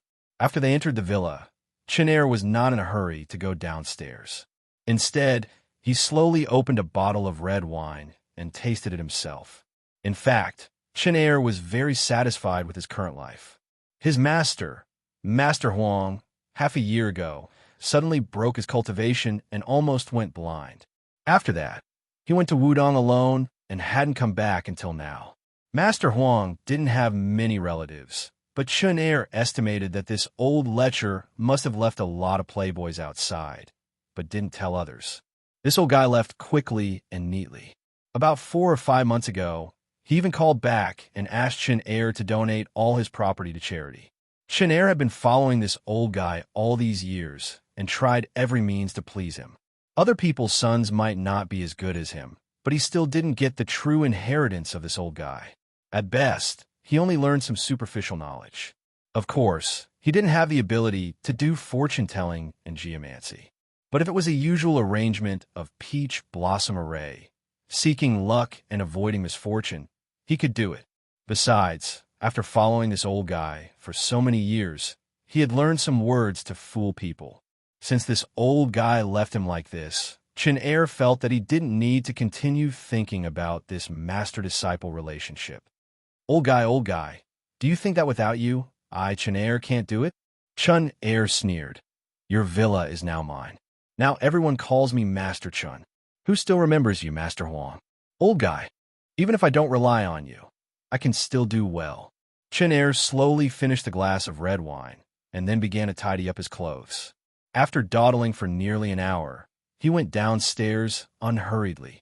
Chun Er slowly walked down the stairs and saw that in the living room, a young man with an extraordinary temperament was resting on the sofa with his eyes closed. Behind him stood 3 strong men in black suits. There was also a smart and capable-looking guy who was sitting there with an impatient face. From time to time, he would glance at the young man with an extraordinary bearing. Chun Er frowned. He didn't know why, but he suddenly had a feeling of discomfort. However, in the past 6 months, he had directly faced many rich businessmen and some small officials, so he had already developed an extraordinary temperament. Chun Er clasped his hands behind his back and walked slowly to the front of the crowd. The young man who was resting with his eyes closed still didn't open them. Chun Er frowned slightly and then said indifferently, "That is Mr. Chung." At this time, Chung Yin looked Chun Er up and down and frowned. "You are Master Chin? So young?" Chun Er chuckled and said, "There is no end to learning. Who told you that you can't be a master at a young age?" At this time, Zhong Luochun held his forehead and slowly rubbed his forehead.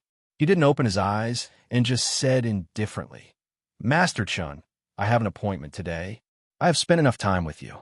I came in person to prove my sincerity. Now, it's your turn. You are Mr. Chung Yin?" Chun Er narrowed his eyes. Zhong Luochun waved his hand and said coldly, "Try him.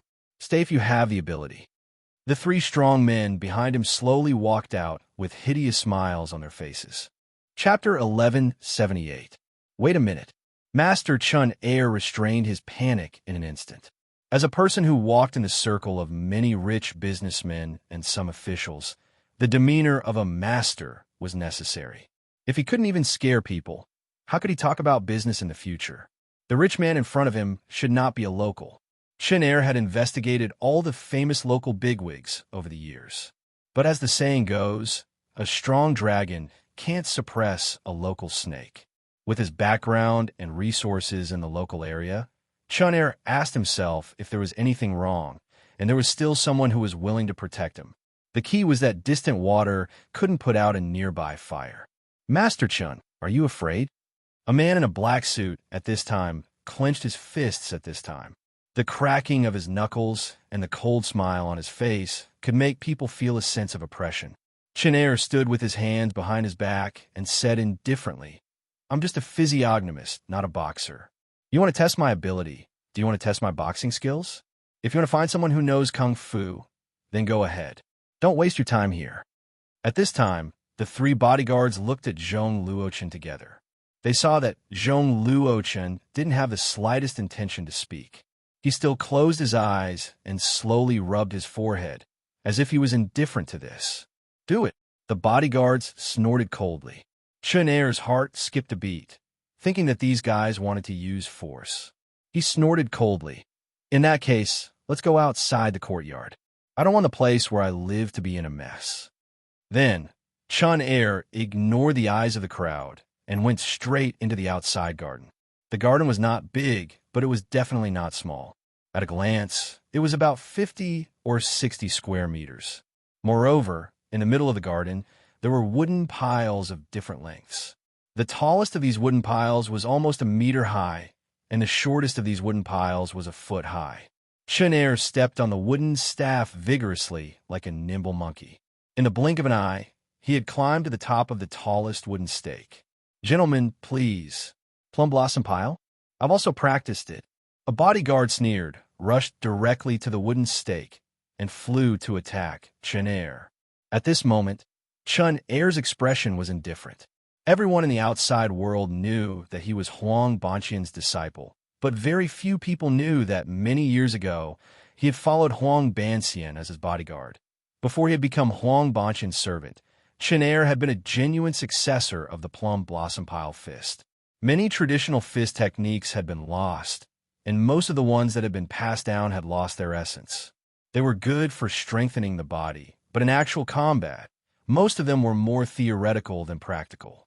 Qin Ershi wasn't able to learn the profound feng shui from Huang Banqian, but he did learn a lot about the theories of the 5 elements and 8 trigrams. Inspired by this experience, he was able to deduce some of the ancient essence of the traditional plum blossom pile fist. He was able to easily defeat an ordinary martial artist. However, no matter how high one's martial arts skills were, they were still afraid of bullets. There were many examples of people who had been killed by a single shot after decades of hard work. Although Chenair had some talent in fist techniques, he indulged in a life of luxury and did not immerse himself in traditional techniques. Even so, it was more than enough for him to deal with the 3 strong bodyguards in front of him. At this moment, the 3 bodyguards had already stepped onto the plum blossom pile. Together with Chenair, they were exchanging blows on the plum blossom pile. At a glance, one could tell that they weren't sparring with ordinary people. Zhong Luochen slowly opened his eyes. It had already been more than a minute since they had started sparring. The 3 siblings of the 3rd generation of the Zhong family had been arranged by the old master to train in the army a few years ago. They had also been trained by experts in combat in the army. Their combat skills might not be at the level of experts, but their eyesight had been trained. These 3 bodyguards were also selected from the army. Although they weren't familiar with the terrain of the plum blossom pile, their balance and ability to fight on the spot weren't bad. Although Chenair had the advantage of the terrain, he didn't have any real skills. He really couldn't suppress the siege of the 3 people. "Let's stop." After another 2 minutes, the 3 bodyguards were completely at a disadvantage. Seeing that they couldn't hold on for much longer, Zhong Luochen slowly opened his mouth and ordered. They were all from the army and had an almost instinctive ability to carry out orders. As soon as they heard the order, they quickly retreated from the plum blossom pile and returned to Zhong Luochen's side. At this time, Chenair also walked down from the plum blossom pile. He had been in the army for more than half a year. After swallowing the inheritance of Master Huang, he had almost abandoned his martial arts. Although he practiced on a daily basis, it was only to the extent of sweating. After a big fight, he couldn't help but break out in a cold sweat. "Mr. Chung, are you satisfied?" Chenair chuckled at this time. Master Chun, known as the king of tough acting, had been well-versed in the art of acting tough for more than half a year. Zhong Luochen didn't intend to explain the misunderstanding to Chenair himself. At this time, he just looked at Chunyun and said casually, "Chunyun, find a time to take it back to the company and set up a few arrays. Let's see how it works." After saying this, Zhong Luochun didn't continue to pay attention to him and left with the bodyguards. He naturally had a set of standards to judge whether a person was capable or not. If this Chun heir showed weakness in front of the bodyguards and showed a timid appearance, he naturally wouldn't be able to do anything. A real, capable person would naturally have a bearing. But this Chun heir didn't have the ability to learn feng shui. With his plum blossom pile technique, he was qualified to be a high-level fighter. But this type of master, as long as Zhong Luochun wanted, he could find a company in minutes. As he said, he came in person and waited for an hour, which had already proved his sincerity. Next, it was time to see if Chun Air's performance was worthy of his sincerity. "You are Mr. Chung?" Chun Air frowned at this time. At this time, only Chung Yun was left in the room. At this time, Chung Yun smiled and suddenly had a new view of this Master Chun. "Little guy, when it comes to showing off, I, Chung Yun, am also a master of this generation." At this time, Chung Yun chuckled and sat down. His palms swept the creases on his thighs and said with a faint smile, "Master Chun Air, have you heard of the Zhong family in Xiangshan, the capital city?" After Zhong Luochun went out, he quickly got on the car. The driver in the front turned around and asked him where he was going next. Zhong Luochun thought for a while and said slowly, "Go to Miss Mo's studio." The driver nodded and thought in his heart. These days, the second young master went to Miss Mo's studio every few days. It seems that he is really interested in this Miss Mo. It was said that the marriage between the second young master and the Miss of the Zhang family seemed to be a little delayed. But the second young master didn't seem to be in a hurry. These days, except for official business, he basically didn't have much contact with the Zhang family. As for this Miss Mo, her identity was a bit mysterious. Even with the means of the Zhong family, they actually couldn't find out the origin of this Miss Mo. They only knew that she appeared in this city half a year ago. As for where she was before, what she did, her parents, and so on, it was all a blank. However, that Miss Mo was indeed a rare beauty. Wearing a black dress, she was mysterious and elegant. The so-called studio was a ceramic art studio in the recently completed Creative Park. Because it was newly completed, many buildings in the Creative Park were still empty. But this ceramic art studio was quite popular. Most of the students in the academy came for this mysterious and beautiful landlady. Basically, this was the first impression of many students to this landlady. However, most people only came for the lady boss's beauty. Very few people truly appreciated the lady boss's pottery skills. There were many young masters who pursued Miss Mo, but there were only a few who could really catch her fancy. Even so, those young masters who were usually domineering were not as violent as usual. They seemed to be adhering to the old rules and were extremely polite in the studio. Today, Miss Mo still didn't appear in the classroom. The only one who taught here was an honest ceramic Annie who was about 40 years old. There was also a room for Miss Mo upstairs. That was the place she usually created. It was said that in such a long time, only one student could go up there. The name of the piece, Qin sang tune, of course, it was not a live performance. It was just a sound played through the sound system. There was plenty of sunlight here, and one could see the whole river outside the window. When Zhong Luochun stepped into the private workshop upstairs, he was attracted by the music inside. It wasn't because of the elegance of the decoration, nor was it because of the pleasant scenery, but because of the pair of hands that were molding the shape of the clay. It was just a coincidence that he found this place. Zhong Luochun thought that he wouldn't be attracted by women again in his life. Even that Miss Zhang, he didn't know when it started, but his interest in her had greatly weakened. Later on, it was to the extent that he could barely see her. Now, he was about to erase this outstanding woman from his heart. But that day by the river, the black dress that was digging clay at the edge of the riverbank was still unforgettable. The students downstairs all thought that she was a celestial being, but Zhong Luochun thought that she was rare in the world, unattainable and unattainable. Miss Mo's ceramic skills were very high, especially in the aspect of molding clay dolls. They were vivid and lifelike, as if she had personally given these clay dolls a real soul. Swallow grass like silk, Cheen sang low green branches. When the day of the husband's return is the day when the concubine's intestines are broken. The spring breeze doesn't know each other, winter luo-ho. The soft voice. The voice made the pair of hands that were molding clay stop. The beautiful eyes were pleasing to the eye. Zhong Luo-chun slowly walked in and smiled. Miss Imo, are you homesick? Mr. Zhong. Miss Imo in front of him nodded slightly. Please sit down. Today, are you still doing the homework from last time? No hurry. Zhong Luo-chun sat down. There was a seat that belonged to him not long ago. Miss Imo, did you like the clay I asked you to send last time? Miss Imo smiled slightly. It's top-grade kaolin clay. Thank you, Mr. Zhong. Zhong Luo-chun said indifferently.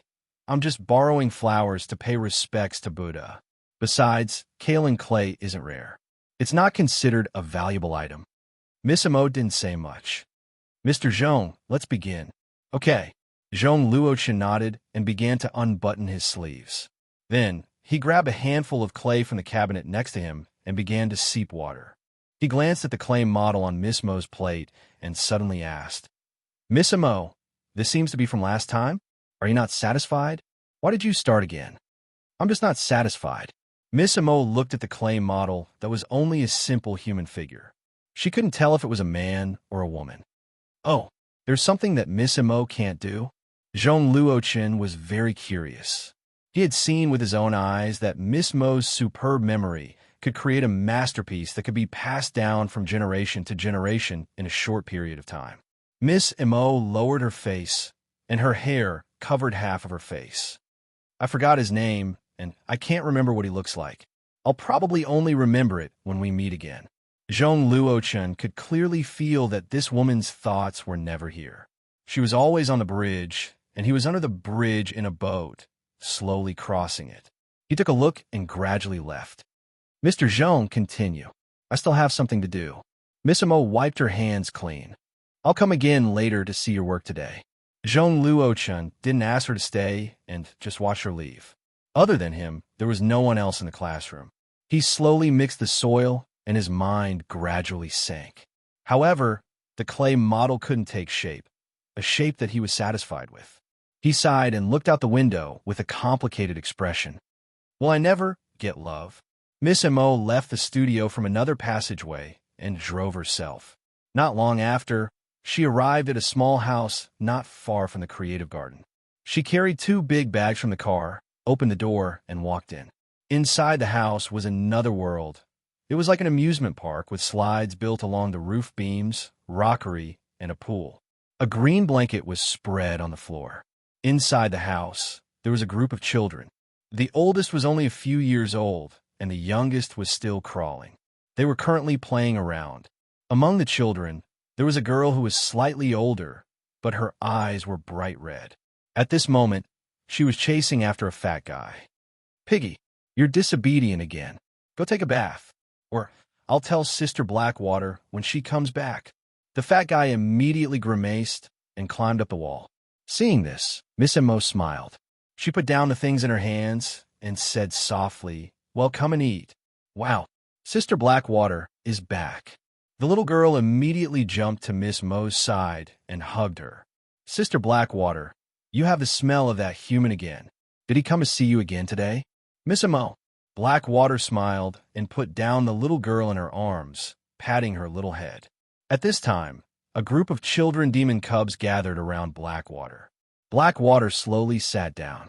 Her long black dress spread out like a black dahlia flower. This human is so annoying. Sister Blackwater, do you want to eat him? This kind of talk was naturally from the biggest piggy. The older girl was the big sister of the group. Hearing this, she knocked the piggy's head. Are you stupid?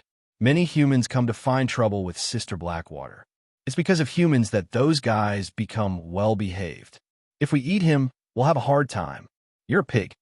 I'm a pig. Eat, eat, eat, that's all. Anyway, I don't like that human. The piggy smacked his lips and hummed.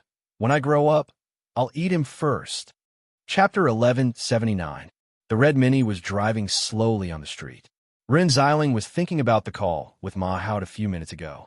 In fact, during this time, Run Xiling had restrained herself a lot. She didn't embarrass Mahoud too much. Even if the dismembered corpse case shocked the whole city, she only found Mahoud 2 days later. She called him instead of going to the Criminal Police Brigade's first team department. No comment, really no comment. Madam, I'm so busy here. I really don't have time to talk to you. The dismembered corpse case is fine, but now you want to add another one. It's nothing. Anyway, if you're really bored, you can secretly take photos of the interactions between the senior officials and their mistresses. I really don't want to talk about it. Basically, there were only a few things that could make Mahoud refuse her in this way. She was afraid that something serious must have happened. Nanirin certainly didn't expect that the whole police station was about to explode at this time, because a suspect died in the detention center. This matter was so bad and serious that it made the Criminal Police Brigade in this city face an unprecedented major crisis. Thinking about it, Ren Xiling didn't want to drive. She simply parked the car at a temporary parking spot on the street and picked up the phone. "Hello, Lizzie, I won't go back at noon." While telling Lizzie what to do, Ren Xiling wondered if she should find some familiar people in Jianghu to ask if anything special had happened in the past 2 days.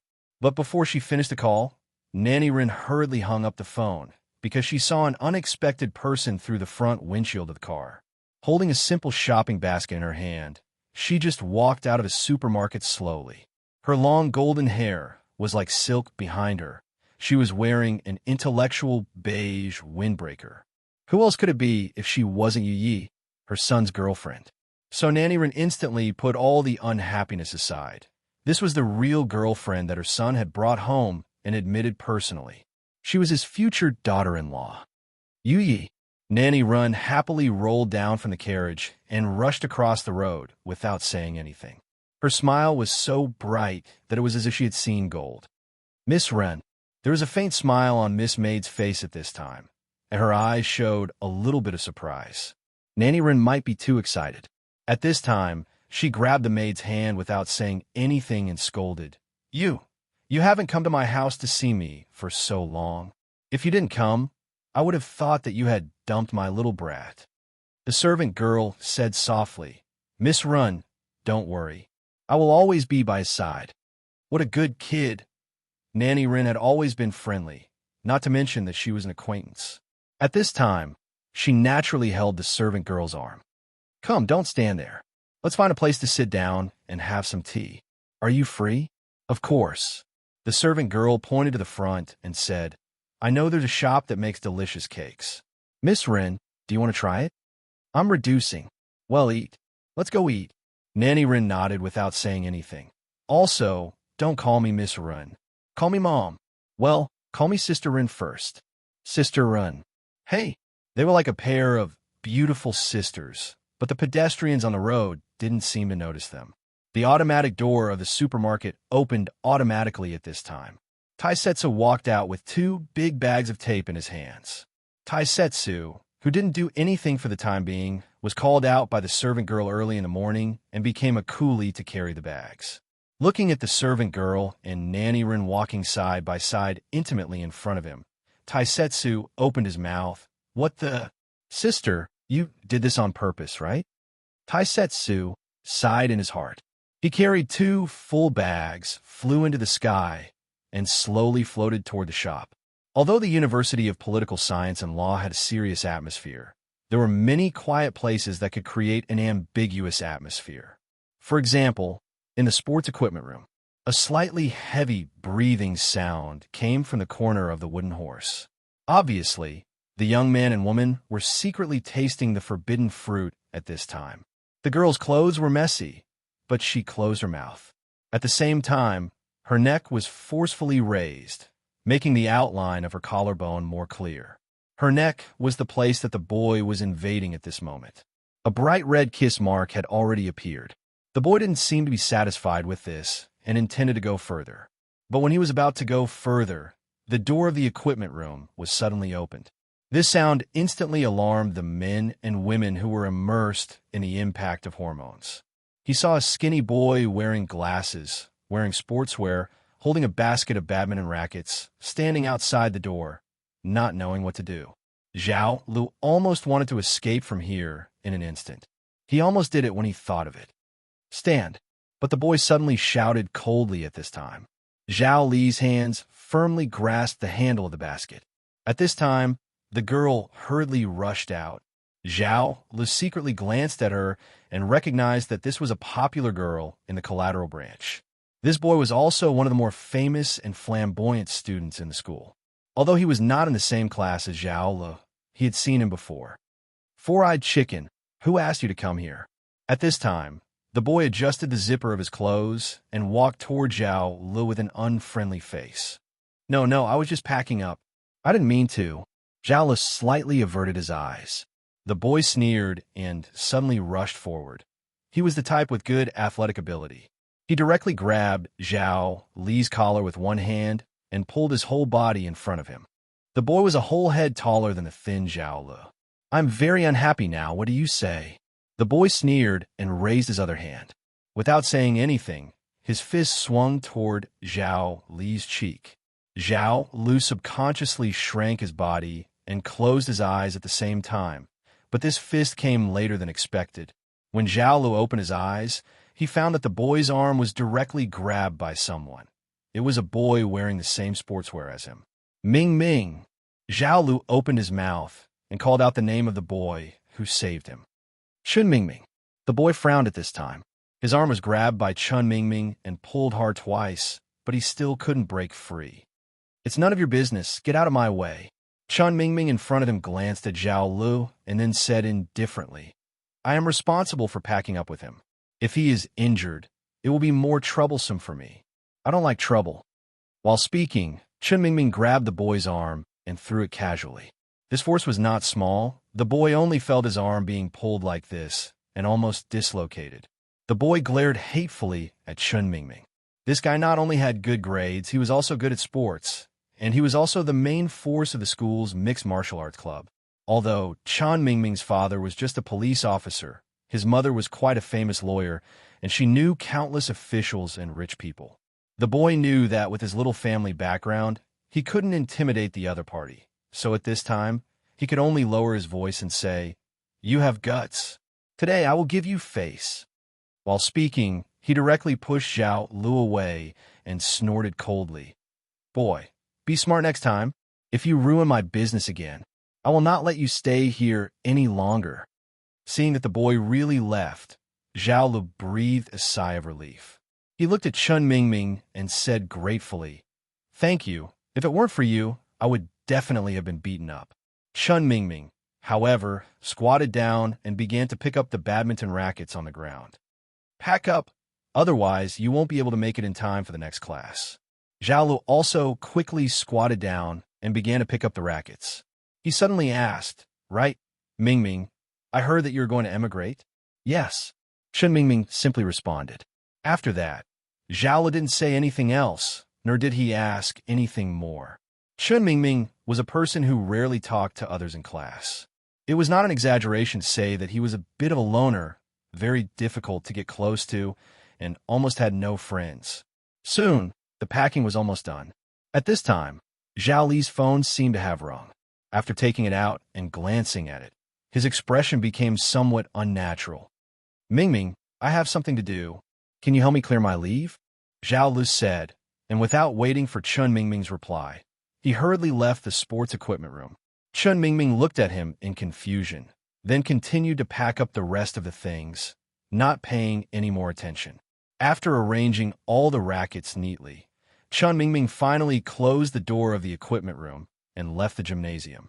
After the PE class, when Chun Mingming and Zhao Li were packing up together, there were not many students around when Chun Mingming changed his clothes and walked to the classroom for the next class. Mingming. Suddenly, a voice made Chun Mingming's footsteps stop. He turned around and saw Gawain walking over with a leather bag. Gawain was not just Chun Mingming's teacher in school. Due to some of the more popular habits in the circle, he had also formally acknowledged Gawain as his teacher under Zhou Yuxing's influence. Teacher, Chun Mingming greeted him respectfully. Gawain had always felt that this student of his was a little cold, but considering the environment in which he grew up, there was nothing he could do. To be honest, he was quite satisfied with this disciple of his. Smart, careful, calm, and observant.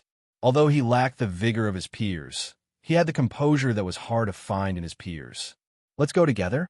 You should also be in this classroom, right?" Gawain said with a smile. Chun Mingming nodded and walked side by side with Gawain. After a few steps, Gawain slowly asked, "Did you see your father?" "Yesterday." Chun Mingming nodded. "Did he tell him?" Gawain frowned. Chun Mingming just nodded. Gawain sighed and said, "Are you really not going to reconsider? Actually, with your ability, you don't have to go abroad to have more room for development. I was already planning to recommend you to my teacher next year. He's an international authority. With him guiding you, your achievements won't be bad." Chun Mingming was silent for a moment before suddenly saying, "Teacher, why do you think people make a different choice?" Gawain opened his mouth, but in the end, he shook his head. Once a determined person made a decision, it was hard to change it. As someone who studied psychology, he naturally knew this very well. "The night before, your father came to my house and drank all night. He had a headache the whole time and only fell asleep after drinking some wine." Gawain suddenly patted Chun Mingming's shoulder. "It's hard for outsiders to judge family matters. If you have any difficulties, you can talk to me about it. Your father and I can be considered colleagues, and we've known each other for so many years. It's not good to see him like this." Chun Mingming stopped and looked at Gawain. He said indifferently, "Teacher, I'm a student. I could be late. You're a teacher. It's not good to be late. There's still 3 minutes. If you don't walk faster, you'll really be late." Gawain shook his head helplessly. He took out a pen and a piece of paper from his bag and wrote something on it before handing it to Chun Mingming. "It's the place where you and your mother emigrated. I happen to have an old friend. If you encounter any difficulties, you can look for him. He might be able to help you." Chun Mingming didn't refuse Gawain's kindness and accepted the note. The two separated at the corner. Gawain looked at Chun Mingming's receding figure and shook his head again. Then he walked to the other side and headed for the classroom. At this time, Chun Mingming suddenly stopped and turned around to look at the corner. He looked for a while with an expressionless face. There was no one around. Suddenly, a faint silver light flashed on Chun Mingming's right palm. Gradually, a dull silver pistol appeared little by little. Chun Mingming slowly raised his left hand. In the palm of his left hand, a translucent bullet was slowly forming. The bullet was still translucent. Chun Mingming looked at the bullet. He knew that in order for it to be completely usable, it needed to be injected with a corresponding amount of life force. Without that, it would soon disappear. However, he could clearly feel the amount of life force needed to be injected. Unlike the previous nine-day bullet, this bullet only needed a few minutes to be injected. Sure enough, acquaintances need less time, Chun Mingming said in a low voice. He suddenly clenched his left hand, and the translucent bullet disappeared. The silver pistol also disappeared little by little. Chun Mingming turned around and headed for the classroom. Due to meeting Chun Mingming on the way, Gawain was delayed for some time. He rarely entered the classroom the moment the bell rang. Usually, he would propose marriage for at least 5 minutes and prepare for the class. "Sorry, students. I was a little late because of something." Gawain walked quickly to the podium. "Let's start the class now." He deftly opened the teaching materials and slowly raised his head to look at the students in the lecture hall. Suddenly, Gawain's eyes twitched slightly. Gawain once again saw the boy by the window at the back. Loki's son. This was already the 3rd time. This was a gaze that was fixated on him. This reminded Gawain of Nietzsche's words. Chapter 1180. Heaviness. This was Gawain's intuition at this moment. The strange pressure that came out of nowhere made it difficult for him to maintain his usual calmness. As a result, he even opened another courseware by mistake. For students who often attended Gawain's classes, it was inconceivable that Gawain would make a mistake in class. Considering that Teacher Gawain came to this class just as the bell rang, many students wondered if something had happened to Gawain. However, Gawain soon regained his composure and gradually resumed his usual lecturing standards. The atmosphere of the class also gradually became livelier. Only intentionally or unintentionally, Gawain's honest eyes would look at the last seat near the window.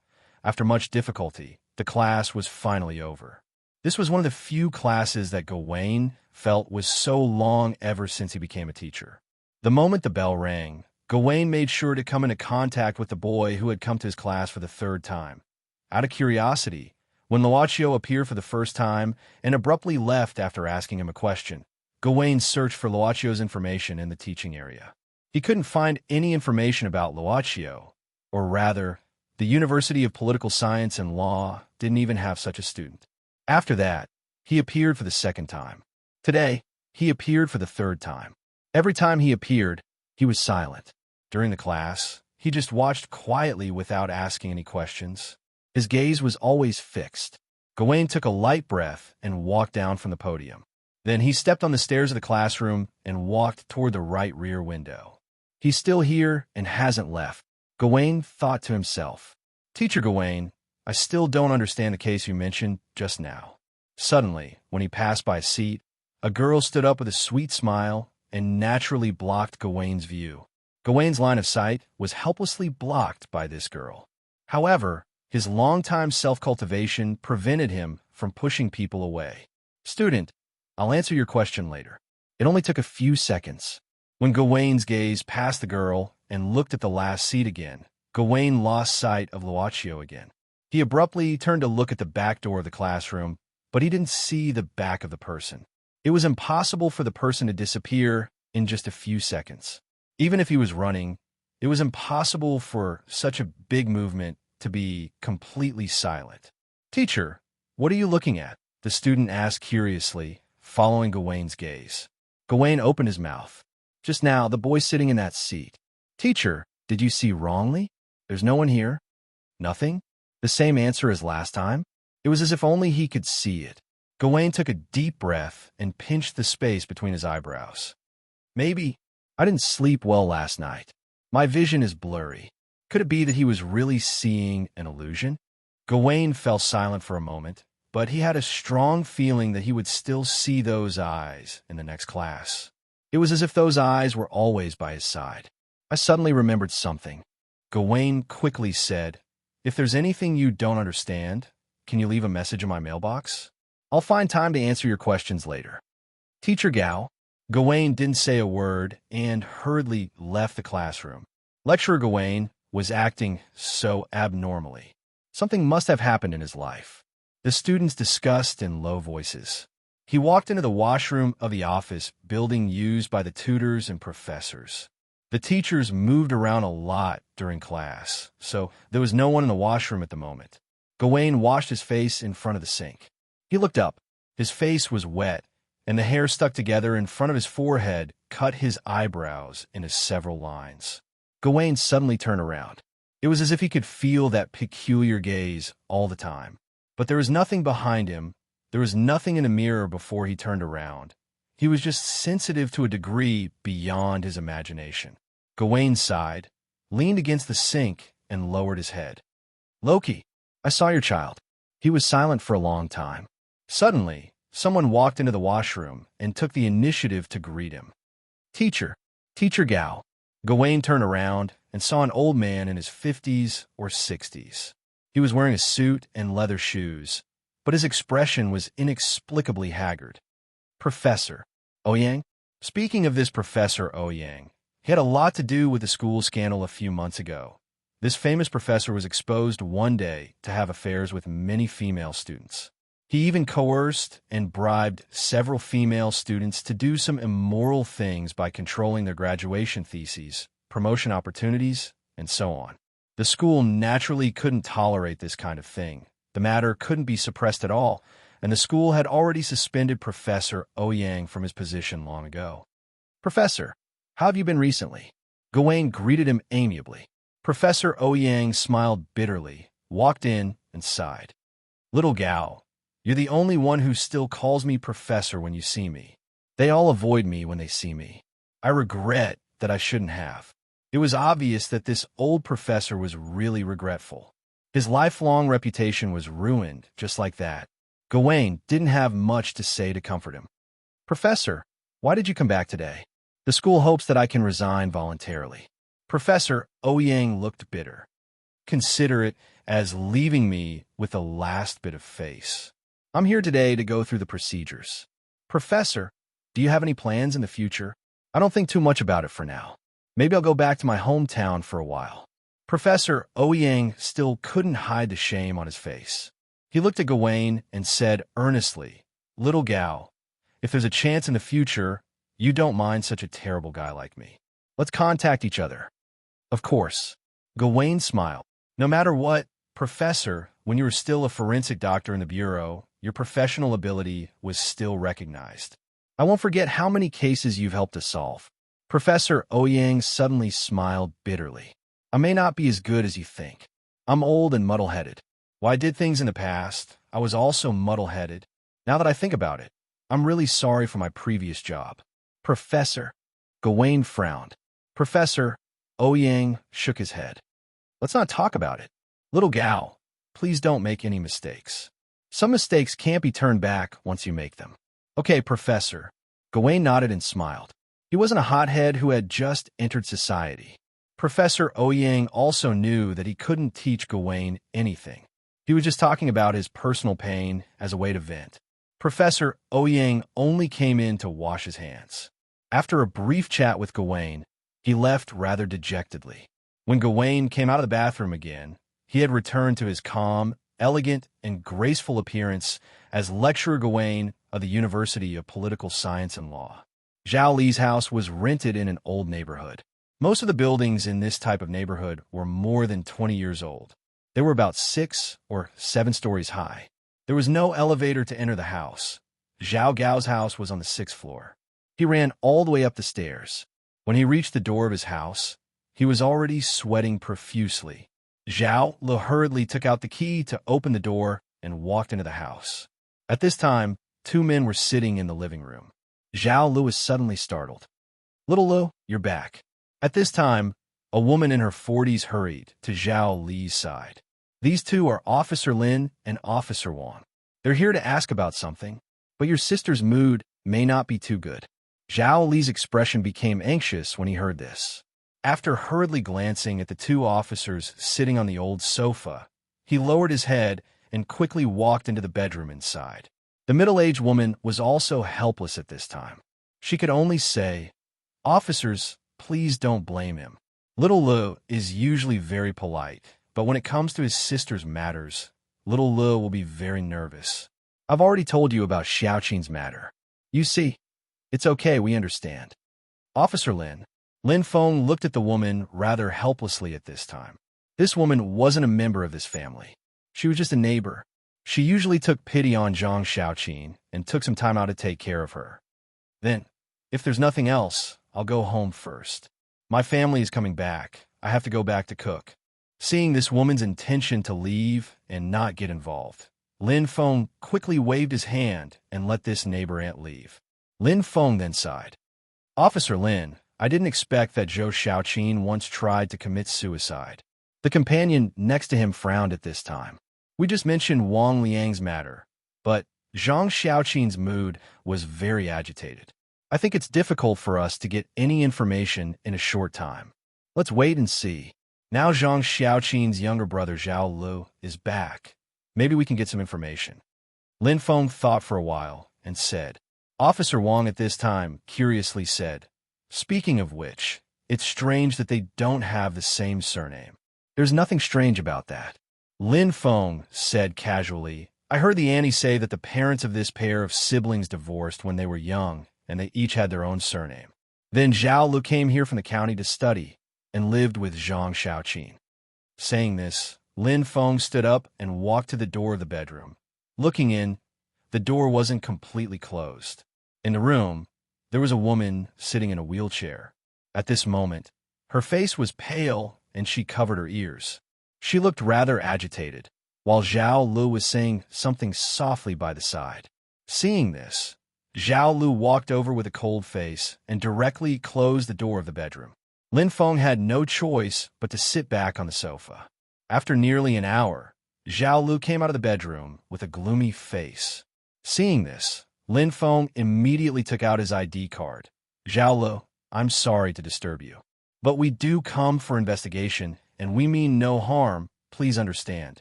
We also apologize for scaring your sister." Zhao Lu frowned. "What are you doing in my house?" It's like this. We wanted to investigate Wang Liang from your sister.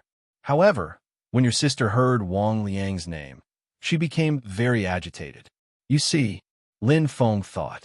Zhao Li snorted. That bastard caused my sister to be like this. How can she not be agitated? Lin Feng could only say, Zhao Li, regarding your sister, we're also sorry, but this investigation still has to continue.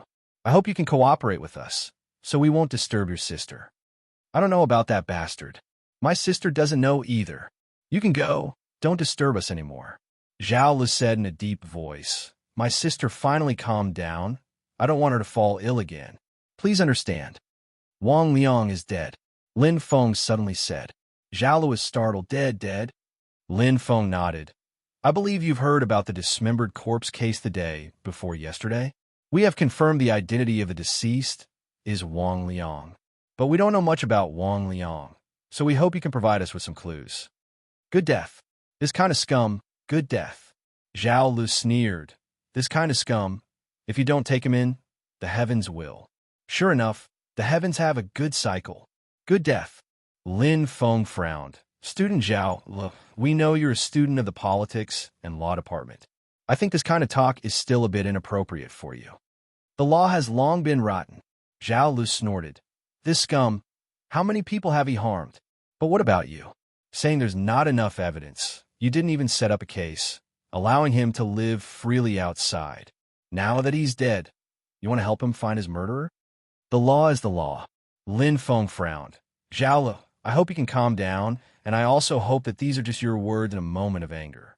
Otherwise, this is disrespectful to your studies.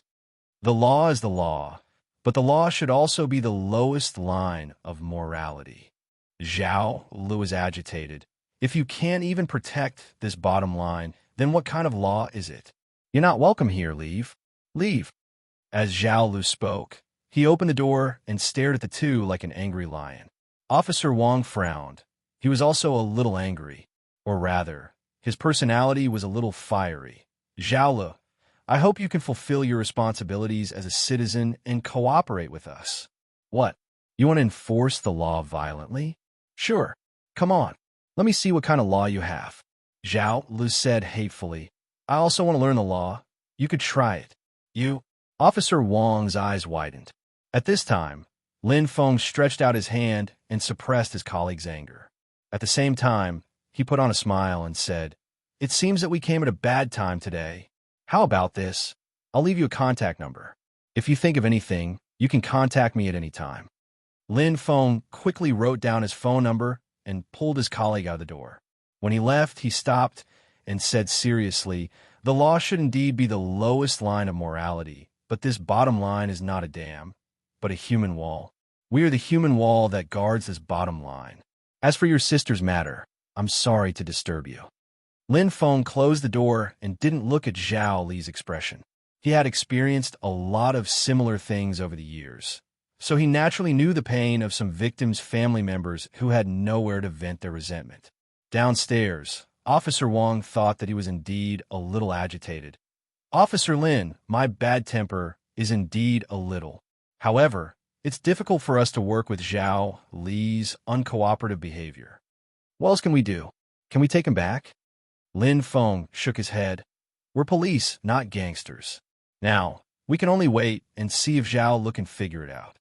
As he said, a figure suddenly rushed out from the stairs. It was Zhao Li. Wait a minute. The two turned around. Zhao Li frowned and gritted his teeth. I'll cooperate with you, but find a place, not in my house.